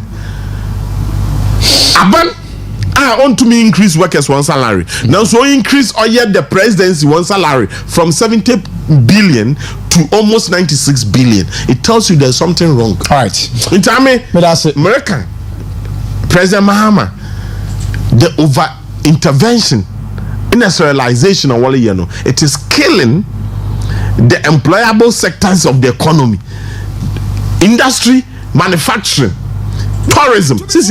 Tourism. Last week, report obey. What's the number of visitors at Ghana in 2024 and the compared 2025? What drop? And you cannot tell me. You cannot tell me the economy is better than another Danko Akufo-Addo when all these figures are exposing you. Because a focus there, I will spend the economy no expand it. Good morning, Abu. You know something?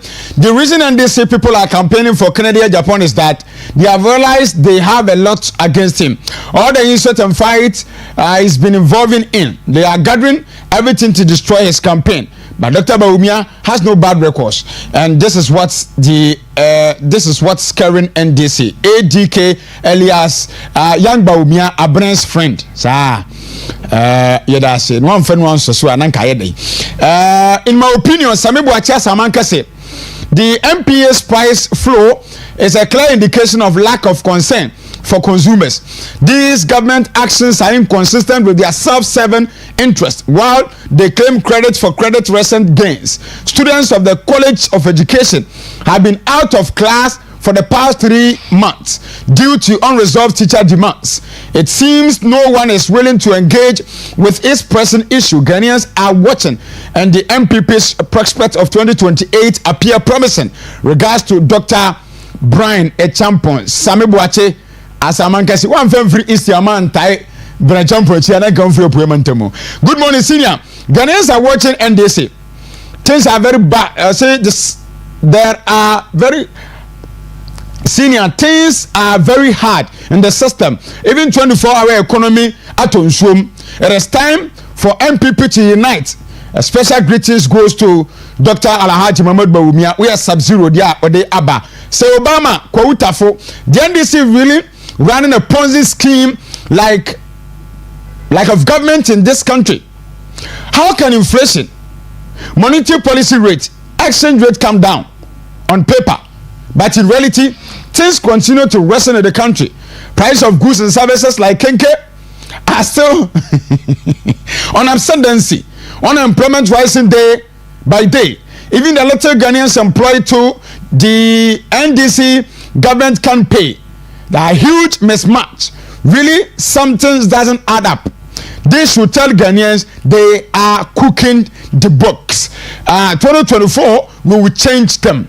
Where hashtag Bawumia Ebeba Medasepa any day Ode Abba. Teacher Constitution, we are more. Good morning, fellow Ghanaians. Let us observe JDM and its NDC government carefully. They are using propaganda to rule Ghana. What has the NDC done for Ghana since they took office? They promise a lot but deliver little. Their policies have led to hardship for many. I'm pleading with my fellow MPP members to vote for Dr. Osei Oduchum as MPP flag because he can bring unity in the party. Greetings to Honorable Mavis Nkansa, Buadu Koka, and JFK. Some teacher Kudo Tepa and Suso MPP delegates will never make a mistake by electing somebody who does not respect Ghanaians and who insults their intelligence. Dr. Bawumia has exhibited superior intelligence, and his policies have resulted in some economic gains under this government. Therefore, he will win overwhelmingly in the next 12 days. Greetings to Eric Nana Ajimai Prempe, MP for Ahafwanu North, and Chairman Koka JFK. I say good morning, my brother. Capito Mensia Goso. It's now 13 days more, 12 days more for MPP internal elections. So I'm still pleading with the delegate to vote for Dr. Alhaji Mahmoud Bawumia and lead the party come 2028. Medase papa ene de wode aba message ni doso ese me fa course so sule sinyani ketike fellow Ghanaians. Dr. Alhaji Mahmoud Bawumia is the most prepared candidate to lead the party into 2028 elections. He has experience in public service. His credentials place him ahead of his competitors. Dr. Bawumia is the only person with innovative ideas and clear vision that can help the country, the country's future. NDC has nothing new to offer Ghanaians. Hashtag win with Dr. Bawumia. Sulano pay. Mamin say pa. Okay. Mamin call lines na susu na me fa frefo kakra me ba de aka no bre omu a na makenkan ede amamo ewa ha. Okay, owura yi wose we I'm chairman Edu Cape Coast North Constituency chairman. Okay, we say good morning my fellow TV presenters, please kindly search and add up and update us Ahmed Swale's case and update us on Ahmed Swale's case. I'm former police station jam. Maybe I'll pass on the question. Who that? Anyway, what's your chair, Dr. Bawumia? Okay. 0248-071-174. 0248-071-174. It is time for you to also contribute your quota on the show. Good morning. Good morning. Hey, who are line the show? When you're ready, I'm in for good morning. My brother. Ekwapia, what's your baby? I'm you so go straight to your point. Me time Minister. You go. Messi, anya sabonsa mudu fusun sumba bo nimpo bona so mpete. Okay, coming president for 2020. Dr. Alhaji Mahmoud Bawumia. Ina yam sister na Naju apia. All the regional treasurer na sister Gesen Katia. All the regional women's organizer here the mutual good case and putting presidents na so. My brother, share agree na aya munyaji the region minister bi the one abokobi o send there my brother embassy kendi Takoradi wa abu ma adin sakaka ne kwante go bido asi oye prisons wo akemi abaka no hit kendi Takoradi in the GMP process wa ba operation no ye when this woman here because ko bubu be tapu odi in the abu in the we do what ye man oye ni nyina me da se Kwapia. Good morning. Morning. Morning, minya. Me ho ya pa wuzu din ni ba bia ofefi. Mi flema o sefusu. Enti o minya. Okay. Koko. Na the American say aba we buy na. Oso o ti se ma soso. Electricity o discover biratum. Atum trenka. Eno asa di sika ko che ta petrol. Na ye ko to gbegbe no so. Esa gi sika. Jefe o ye say me wo ye le ase to kwa na se. Na wo ye na nyate.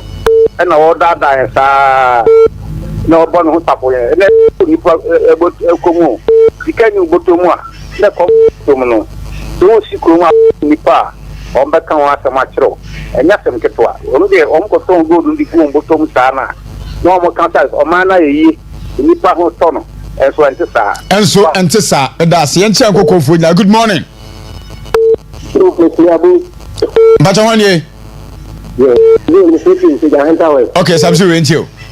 Yo, ana what papa na ni let to rob you what I'm saying more friend you see Dr. Mahmoud Bawumia the next thing you see how bit can that I don't know you should go you do not what Dr. Mahmoud Bawumia but the question let's see when you get before and I was there our way is said we have to block it today.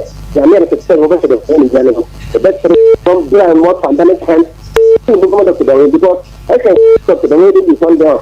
Or what I want to do. About going in the this year, what one for the what the way line go get me my yellow.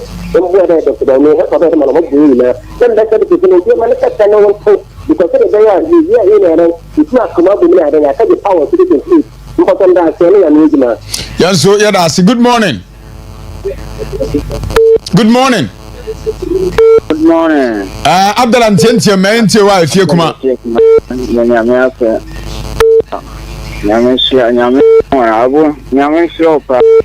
At the Padia box can some fight here. Nine see on humanity from China on what the nation. Yamashu, yeah, I'm kind then.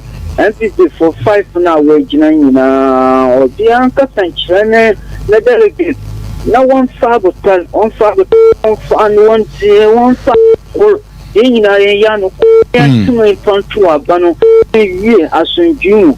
In a association bois, in the Anaya bois, my ye, I'm a yen because once a year,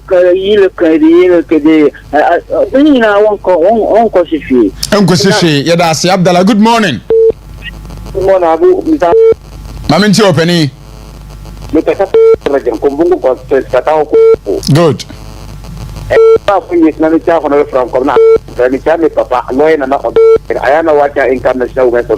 Our commission. Yes, Papa, Dr. Mahmoud, but I will be having a mission of a central region for Yamishram or Northern Region Hassel, the Diako Yadia Maye. Atama would Yafi and Nimno, with the Ate Mreno and Nobium. Atama would Yafi and Nimno, Mitabu. Mr. Ghana for the Obiahu, Nema F.A. listener and Yenema Papa, and the in the Yellow collective Mr. MP for Dr. Mahmoud Bobia, battery of Nabaman Midawa. Yes, yeah, good morning. Hello. Good morning. Hello, good morning. Would you be afraid? You Abu, John, I want to say, your function. Officer Sania Tiasi. Okay, and you.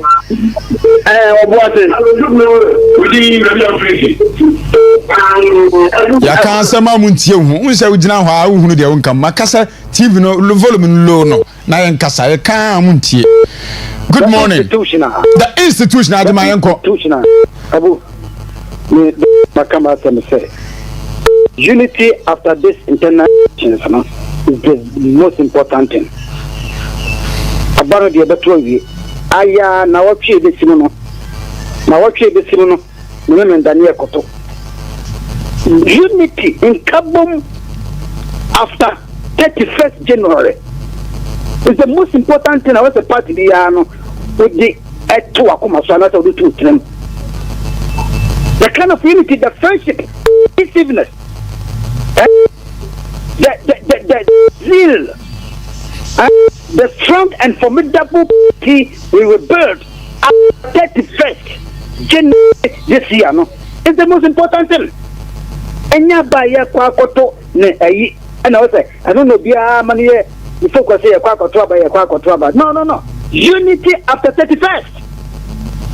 The party be a ma, Abu, let us be a cancel. She can mobile 21 billion no mobile aeroplane. The case as I'm the Lagan, a total ratio in Accra. Then a total ratio. Where did you be on my Muaka cry? I don't call it nice. Now, what the Jacob say? You better cover 21 billion, and I told you. And I told you much, Mamadas. Good morning. Good morning, Eugene, baby of Frefi. Miss Frefi, Bolaga. Open it you. Now, Dr. Baumia, in the Mamma Kumantu, on one head in the court 2028. Yes, so yeah, good morning. Hello, good morning. Eugene, baby of Frefi. Open it you. Mahama na mpesa na kanzo no. Efa ye kuku fambeso. To say choir or the association say cocoa is any cocoa December. I'm the other fan. Cocoa na December na cocoa na ko edit this am Franska. Oh. Na cocoa no one piame ka fa de so de kwa. So ko ton so fa sika so tre no so fa ndane asem. Le sane kanse ma e kwa phone na oye MY. Okay.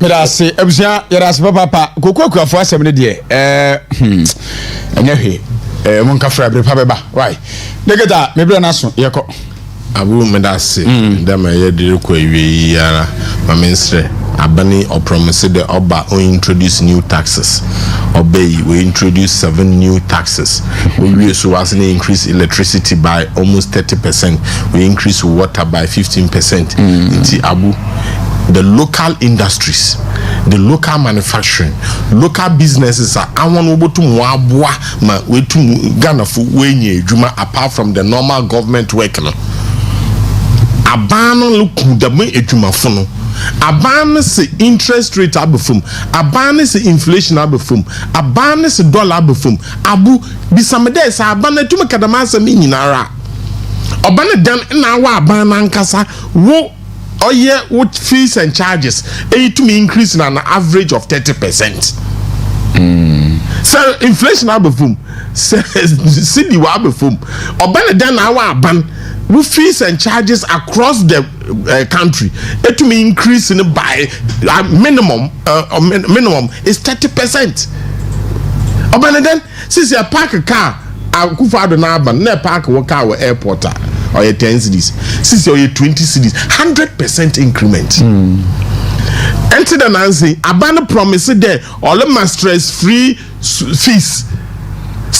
fees my first year university student kono ko legon na ko hwe amukasa pa ko legon ko tech Cape Coast all the public universities abu mo famanu bebre ntum ko school mate yebasa why post stress support merase nti abu abano asamale kanu onsisido na Ghana fo no we betie ne te there say bio dem ebia ka bia what free dem mama na nkasa okay there ono oso no na decision making ya ne den merase degeta wa ma zizia no economy no what free abu thank you which na waba yefo wono do sisi amenye okasi anya ahwochiri kakraba na mesre MPP wo me yemfa asomdwe na odo yemfa nkoto yen 31st aba yenyi Dr. Mahmoud Baumia no mbedie nani me yemfa nkoto 2028. Thank you. Mena Emmanuel Kwabna tokonu ase papa se anopo ba ni di nkomo na yede dwumadi ne sia barima bana na akura do obopra ne meten Ochebaba Essential, Abnase Wabeni upon Yaro, Samuel Jingo, Michigan from so Mana Prek, get a massive papa. Now, my catchers are cut 12 days now, Yabetwaba. It's a wound to me multimedia, 12 days Yaki, you more sponsorship, more best sponsor. Now, you have the live coverage, Abramono, Yatete so. And see, we a company institution be now, Opasia Bo, Ujumedia Huda Rumawa, wound to me multimedia. Nyame yadomo 31st elections live coverage no onso betime de u jatende uniama ba na yabon hu dawro di ama akwanya ne da ho pa bibia ni a na opese ofra 024 77600602 awa Takoradi ha 024 77600602 wa ujuma dia bi na apese yabon hu dawro ma election live coverage ya de beba yi nyame yadomo memende be na ebena de memende be na otwe memende be na otwe 31st bomadi ana frɛ na yɛbɔ ujumadi no dawuro nso mfama akra ese kwato foforo wa ba ABA Herbal Clinic na wɔn mu Kumasi kwada so dwunase a wɔ ben main market wa na ABA Herbal Clinic de wɔn yɛ nyane sɛ wɔyɛ eye specialist pa any problem bia what up person ni pa na ne ekọ ade aba no wo hu e wo kire so wo hu no ninya ABA Herbal Clinic tu ase kra obi eta abesi wani na wo hu na de yiye no ABA Herbal Clinic sabra na wo tu ase kra mfama kra afa bema wa ya mere won paso digida secretary wutie bema na ma ya mere won paso nyina te say ya num nyina say ya mere o say ABA haba ani ya de ni chakwaji nyumbra ne nkohini no anonom na afei let me join aso sexual weakness na ABA haba clinic utu ase manso mu konfichiri a na akoye nsempi obosome no eso na akoye hawo 7 days ubesu sa bete yawo ABA heba clinic tu ase kra afa stroke akawo to fam kra onsaba akonya adwuma wo nan wontimi nkasa yie ABA heba clinic sabra da wontu ase kra prostate ni nyina kidney problems nyina wotu ase ABA heba clinic Kumasi sere baka no kwada so dwena ase ye be me market wa ukodom ahenkro nso a Ebenezer Preparatory School ye ben apia kubi cold store wo ba beto yen ya de pa ni mfidi ya de ba ye de tu yare ase ne do so bibia ni afre 0541 565 199 0541 565 199 na any ABA heba clinic monkomo na wo ya de nyino betu ase ama ho e ba tonso betimi abana 12 days ya ke live coverage wuntumi multimedia NPP presidential elections na yemmo ujumade ne wudawuro nsuma fan pa abusia ndisia abofo a wosikane frompo manso betu aso na me sorry de beko ko fast sports aba as Senegal AFCON waje ese Manchester pa na no pa ne Man City na de na siye wo me se be for as 5 goals but ya nyibi no mu G2 ai Manchester ya de ede ai bolo mo ni Man City boy ne pa de na no wasi o okay okay I heard be free ba mu details na no fancy Di Maria one ne team no Kumasi what the life be bra mo so matie bi ebusia for me da mas papa me de masia God bless you I'm out bye bye